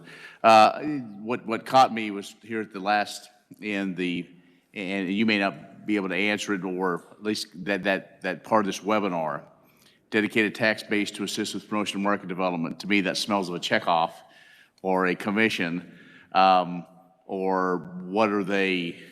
You know, we already have tax on it. What did they give you any sort of a sense of? Because, you know, if we're looking at, you know, and before that, a database, I mean, all that is time and money. And so is the industry at a point where they would need something that structured to help put all these pieces together? Had they thought about that, or what maybe are they leaning towards? These each were 1-hour sessions, so we did not get to dig into some of the in-depth pieces. That was simply an idea that was shared as an opportunity. I do think that there's a lot of growing support amongst our specialty crop growers, our winemakers, our farm wineries, and they've probably been more jointly supportive of one another than they've been in the past. The associations are gaining steam and momentum, so that was simply an idea that was shared out there, and we didn't get to talk about it in depth. Very good. Thank you, Mr. Chairman. Committee, anybody else? Won't leave anybody out. So seeing none, thank you very much, Kelsey, for the information. Did a good job. Committee, next we turn to the final part of our program, recommendation and requests for follow-up. And if you have some today you want to express, but feel free to down the road, if you think it's something to make suggestions, just get in contact with Legislative Research. So, and we have all the testimony that was turned in, so you want to, but they're in your packet. So any other recommendations or suggestions? Seeing none, committee, we're adjourned.